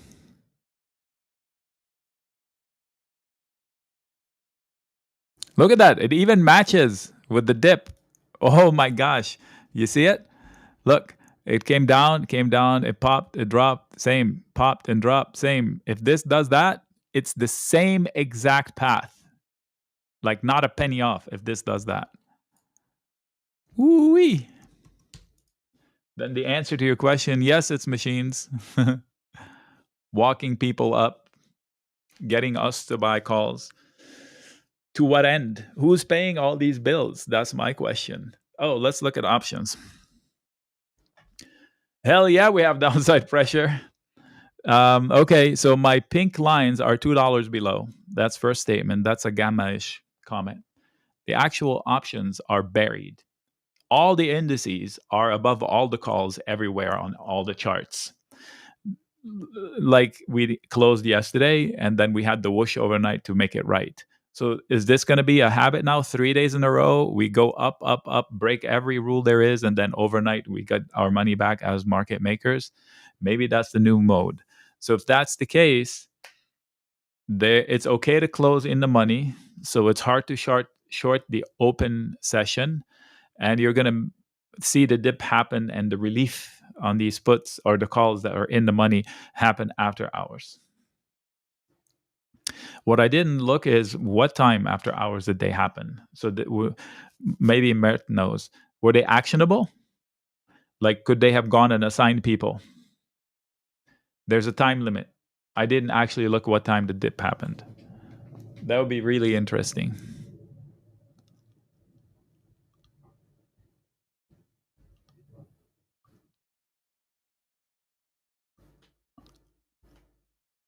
All right. Whoa! I was just gonna say, if we don't make a higher high, we could be doing this. What the fudge was that? What time is it? 9:30. Just for giggles? Just for giggles.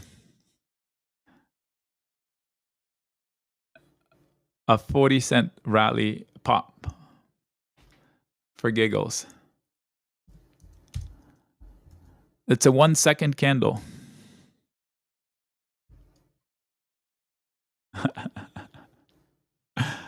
This is a 1 second candle. Purdy. Whee! And with that, folks, we have an exact replica of the price action. And I mean an exact replica. Look at this. Even every kink here, they match. Kink here, and this path all the way up. An exact replica.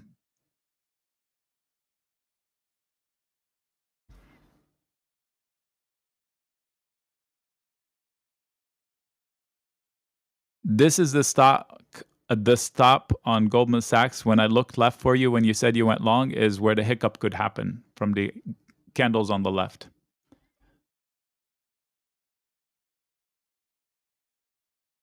Let's see if we can repeat it.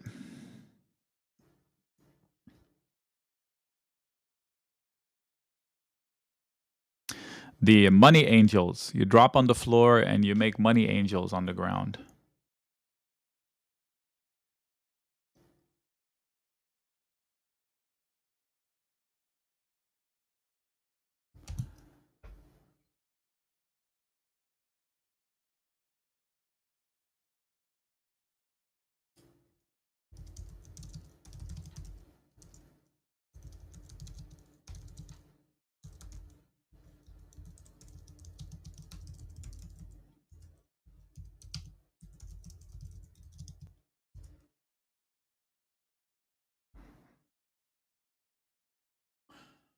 Why even dip a little at this point?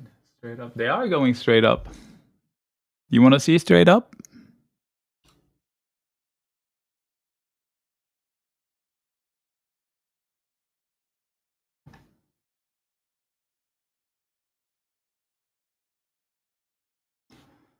Let me show you.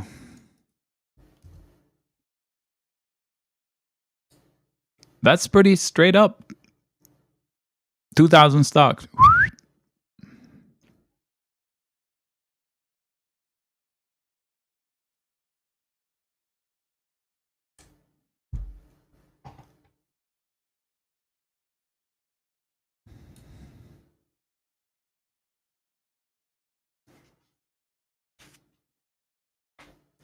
Apple is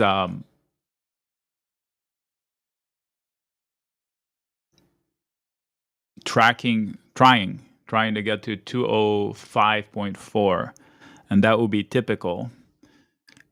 I challenge it, but I'm not short, so I can do that. I'm not short Apple at all. In fact, I don't think I have anything in Apple except that sold put from the correction, which is worth nothing now. Check that out. Upper right-hand corner. The monsters are on the loose and they're ready to bust. Apple is the leader right now.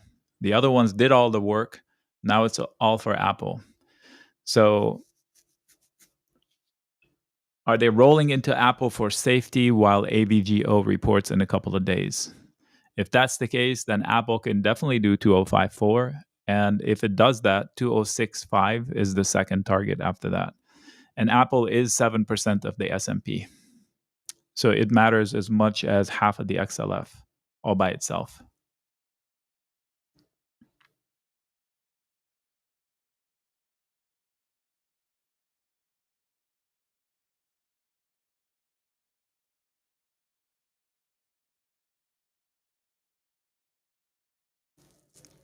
Any stocks falling that we need to pay attention to that are giving us value?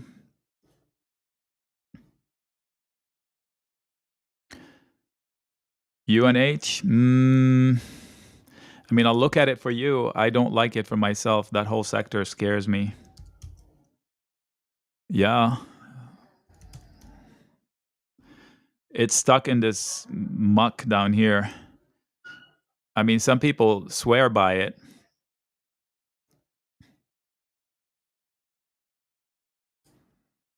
I just don't like it for myself. I don't know. I can't trust it. Pepsi? Wow. Well, yeah, Pepsi is part of, it's green today. I asked stocks that are falling. Pepsi is stuck in the bottom.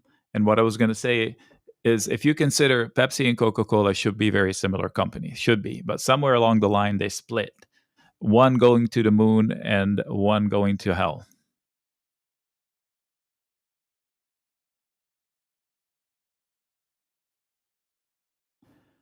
And I don't want to pick the one that's going to hell. Markets are at all-time high. Its rival is at all-time high or close to it, and it's stuck in the bottom. What would happen when the market corrects? Why would Pepsi be the one to buy? So the only selling point on it is that it doesn't have as long the fall. Not my style of stock. I want to sell fear or sell puts into value. All right, so the VIX I said was stabilizing. This is the first test. The VIX future made already a new low, and the VIX is testing that stabilization line that I mentioned. So if it comes down to 17.8, which is 9 cents below where it is, then that pattern that I mentioned earlier is technically broken.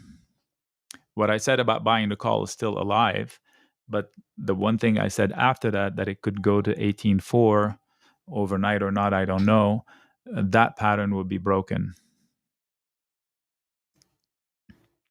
A lot going on. XYZ review. Somebody's asking from YouTube. Let's go. That's the old square, the old block. Okay, so it's going into a prior fail. I don't like that it gapped here.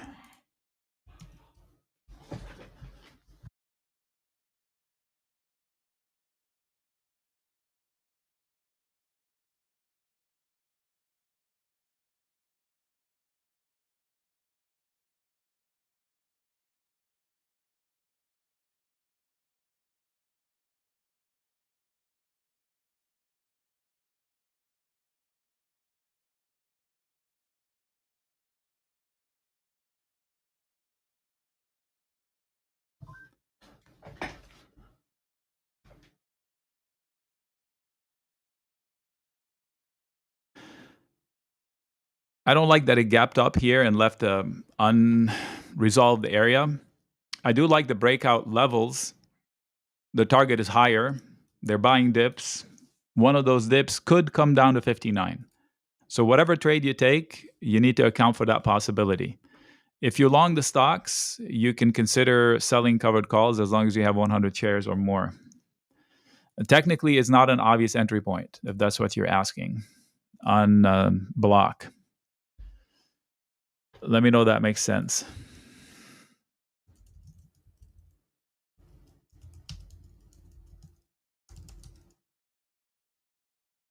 Somebody on YouTube is asking about that.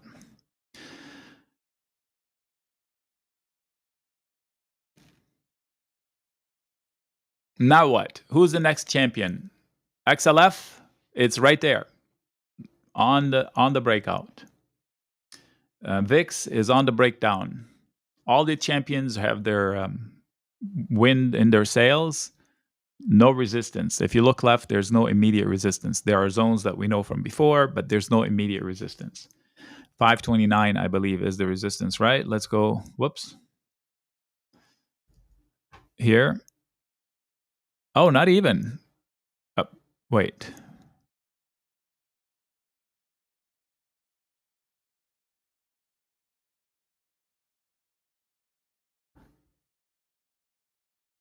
Why am I so confused? Oh, this is the SPX. That's why.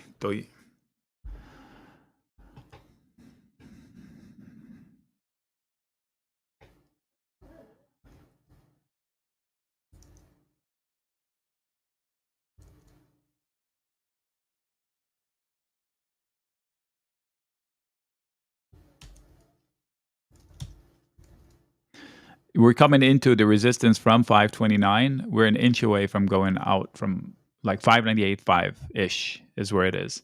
So this morning I mentioned levels. We knocked all of them out. The last one, 598.5, is the only one left. I didn't think we would do that today. It wasn't that obvious. But here we are. This is not a crash up. We're not even 0.6%. I'm going to give you a piece of advice. You're just too emotionally engaged. From what I'm reading from your comments, this is definitely not a crash up. You want to see a crash up, zoom out, look to December 9th. That's a crash up. Plus 0.6% from all day working is most definitely a melt up, not a crash up. 3 people corrected you today from saying that. This is described as a melt up. You're just adding on to the struggle with your risk assessment yesterday and today. You verbalized it. That's why I'm addressing it. I'm trying to help you out. I reached out in private chats, but I didn't see an answer.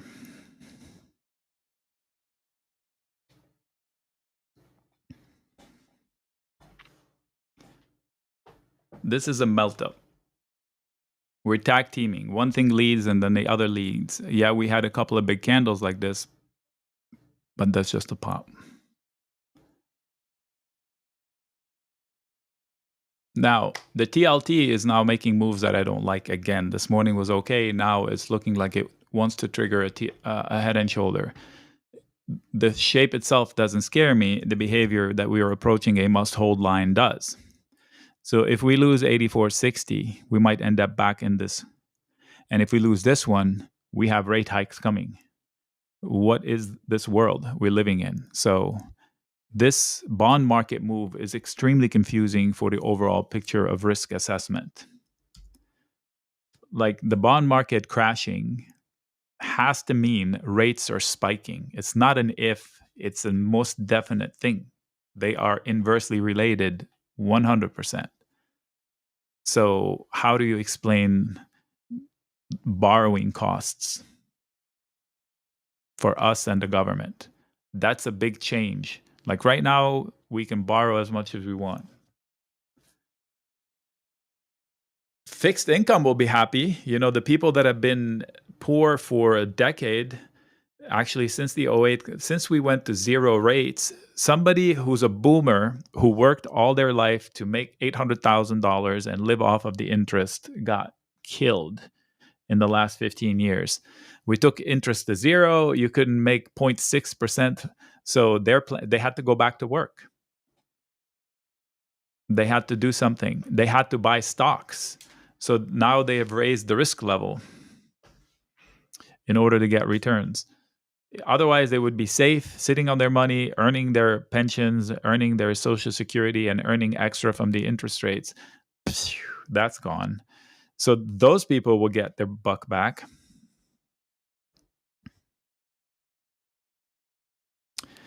KView is down 7.4. Okay, I don't know KView. I'll go check it out. Whoa. I don't know KenView. $3 billion company. What did they do? Oh, Listerine. Oh, wait, this is a spinoff from Johnson & Johnson or something?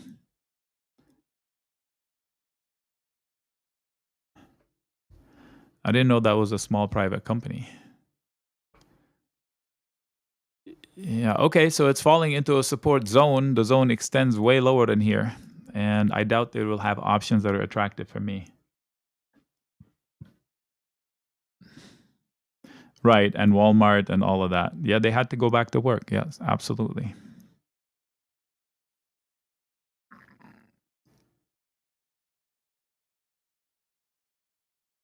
So now we're working off of one candle, right? In this environment today, there should be absolutely no reason to lose this candle.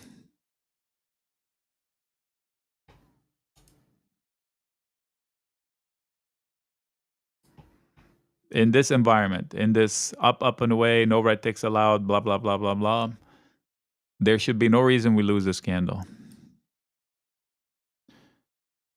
They just made the Fortune 500 yesterday, and they're down 7%. Wow, welcome to the 500. They lost the 500 moniker today. They're in for one day. They put their foot in, and you put your one foot out. Not a pretty situation.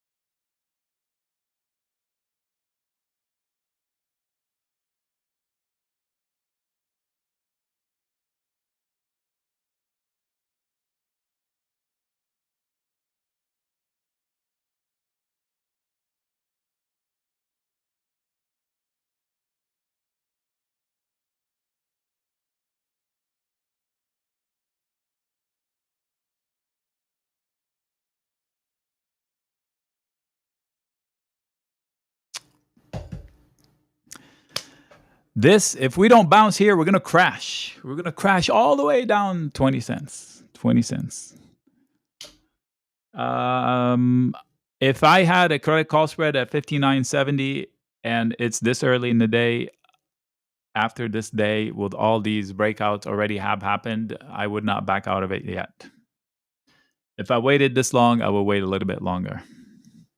Rolling up in the same like today, I mean, that's doable, but I don't know if that's desirable. Folks, rolling up is a thing. I've rarely done it, but it's doable. If I had a credit call spread here, I can close it here and open it here. Usually it entails paying something, of course. And but you're basically saying, let's say you collected $100 and the roll up cost you $100. So now you're saying, I don't want to win anymore. Just give me more distance to win. But now you open more money at risk because now your loss is $500. Remember, you just gave back your credit. So if you lose maximum loss, you're losing $500. That is doable. But I'm not so sure desirable at this time of day. At the end, like in an hour or two, ask me again. Within the next 2 hours, feel free to ask me as many times as you feel the need to ask me, and I'll let you know when I would roll it to tomorrow. And that doesn't mean you win. You just buy yourself another day and you make it cash neutral, if not cash positive, to reduce the amount of loss potentially. I will be right back, folks. I need a drink of water. Don't let them lose. Don't let them crash to the yellow line. Okay, if I'm gone, that would be disappointing. Okay, hold on. I'll be right back. Promise.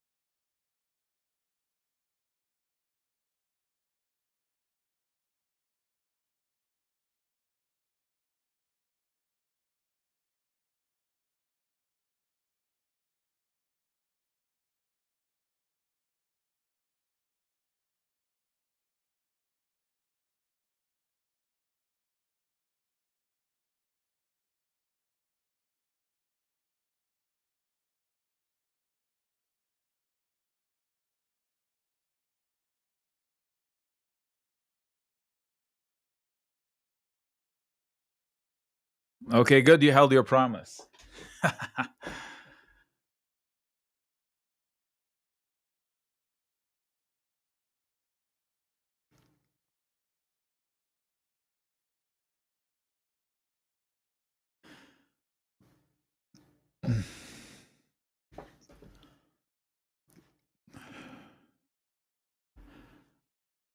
These guys broke out. We haven't talked about it.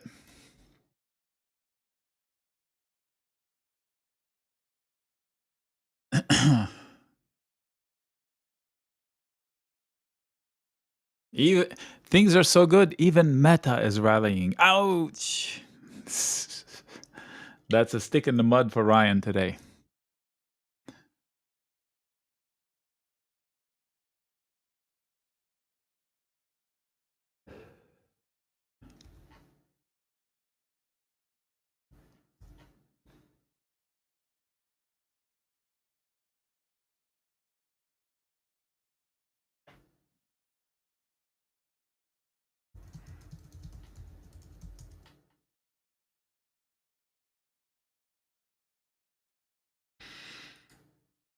All right, Gamma. I have $1 to $2 of downside from my pink bars. It's been there for an hour at least. They haven't played out.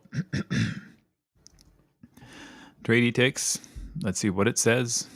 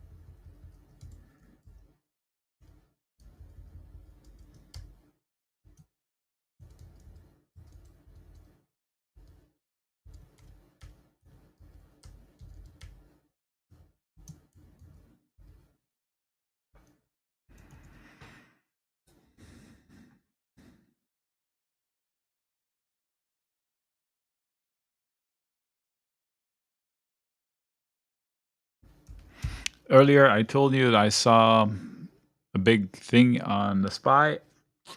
It fixed itself. So let me see what they've done. That's pretty weird. That thing disappeared now for July. What did we say? 610? It's still there, but now the net effect is a wash. So they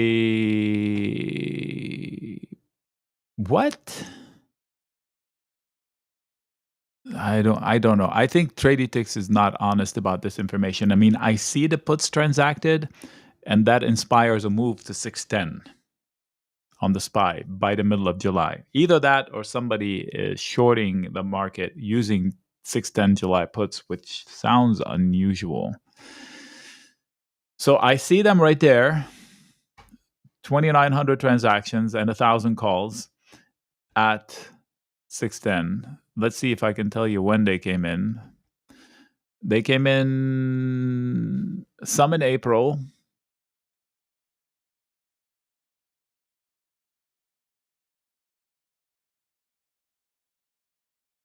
$2,900 transactions today, but there were a few from April. And the difference in price is huge. So whoever got into them in April lost their butts.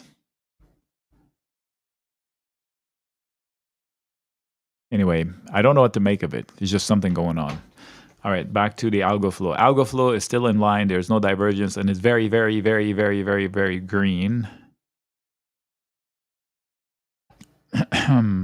Magnets, they're not huge. 5970 through 80. 75 and 80 are the biggest close magnets on the SPX. 596 SPY is by far the largest magnet.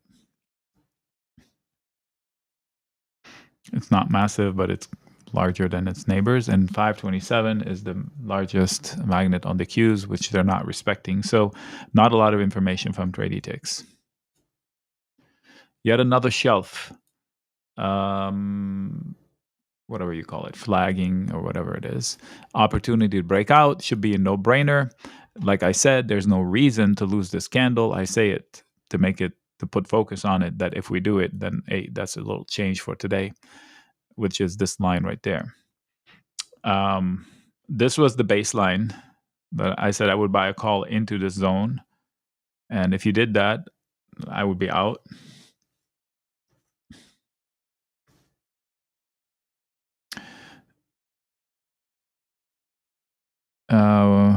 Where there's no Discord, maybe I should join. Yeah, maybe. I don't know how the QQQ is not moving down when most mega caps starting moving down. I don't know where you see them starting to move down. Which mega caps are you looking at? Those are the mega caps right there. They just broke out. What mega caps? This is the 7 largest companies. Those are the Terra caps. This is the top 7 right there. They just broke out. That's a 5-minute candle.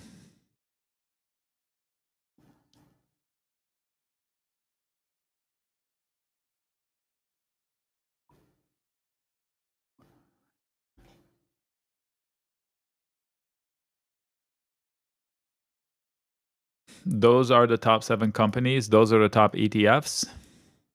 I can even see where the breakout happened today from the ETF. That is insane. That move is monstrous. This is so impressive, you can't imagine. A full percent in no time.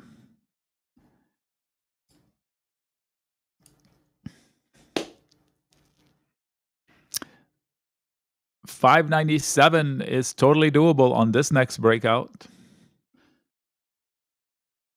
Maybe we beat 598.5 today. Wow, that would be something. The small caps are still up 1.6.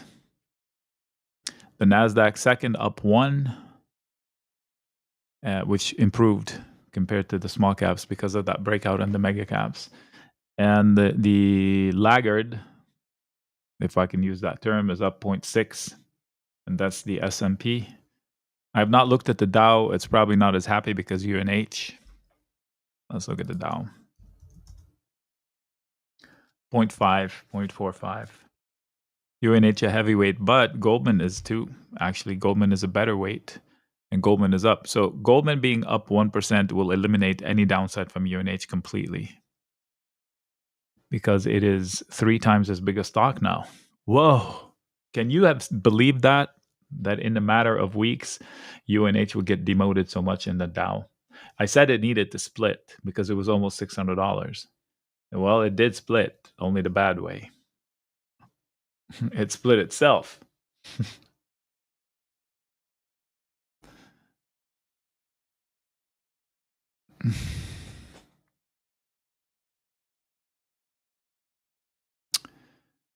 $5.97. If we break through these wicks that we have here, 96.6, 96.7, 97 is just a skip and a hop.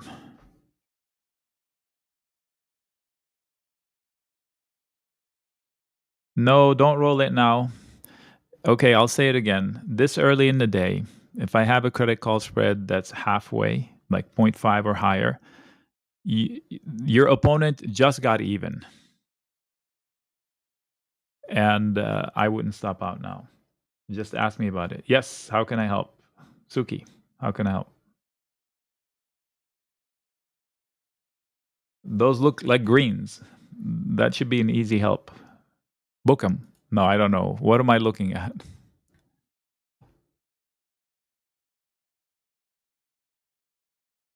Okay, what do you need help with? Sell it? No, I don't. I can't tell you when to book profits. You're up a zillion percent. If you need permission to book profits, book profits. You're making money. I don't care how you did it. Those are not my tickers, of course. I don't like them, but you entered correctly. You have a lot of profits. How about book most of it and leave some on if you can't stand seeing them rally without you? My rule is if I ever wonder about booking profits, I book profits. So buying VIX calls, Raul, is I wrote it down to make it sound like it's protection and not a trade. You're welcome, Suki. It's protection, not a trade. If you understand that, then it's okay to nibble on some calls to balance a portfolio. I'm more concerned in stopping people from making mistakes this week than trying to make people millions this week because there's a fine line these days between momentum trading and investments. People in this room are a little bit confused on that. So I'm trying to dial back the reins a little bit. I'm speaking less. I didn't send out any new trades, although I can do 3 or 4 for myself today. I just picked buying calls in the VIX and buying puts in the USO. So if you understand the nature of my purchasing of the VIX calls, then yeah. And the reason why I picked August, I mean, I could have picked July, but then I would have to make a decision within 2 to 3 weeks what I'm going to do with them. So I figured I pick August and I'll ride them. Okay. So today is a day where I go in and see what can I close. I closed some risk in Apple, freed up some margin. Like if I had a smaller account, I can just book the profits, get some cash, get ready for the next obvious opportunity. There's nothing obvious right now for a swing trades, okay? AVGO, if it dips, I'll go long. If it rips, I'll sell covered calls if I have shares, sell credit call spreads if I have credit put spreads. I do believe I closed my longs in AVGO, so I cannot sell naked calls because it's an outstanding company.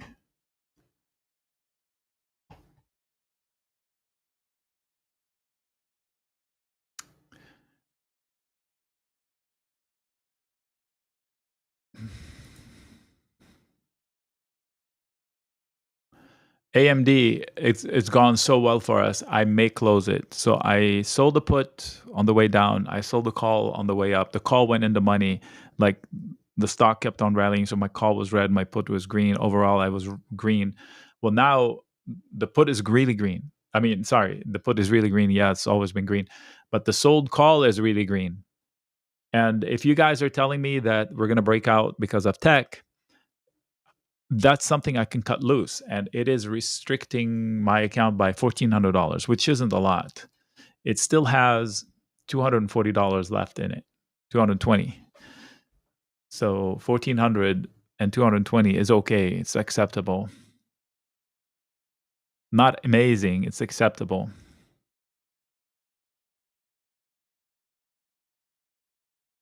I currently have a July 16 VIX that's green. Okay, so if you have a July VIX because you needed protection, it's doing its work. There's no need to do anything fast. Right? So June, July, you're still okay. And if you close it, reopen the same amount of money for August. But if you're shorting the markets and you're making money and the markets are exploding, then stay in it for sure. Okay? You know, do you understand what I meant there? Okay. So speaking of VIX, they still have not made a lower low today. They're very close. The VIX futures have, but not the VIX. So my concept is that the VIX may have bottomed, but it's like right there, and that's the second poke right there. So if you can hold a drum roll for another 20 minutes, I think we will have a resolution. I did log in. I think you won't. In about 20 minutes, you're going to lose my screen. Speaking of losing screens, bye, YouTube. I'm going to send you on your way.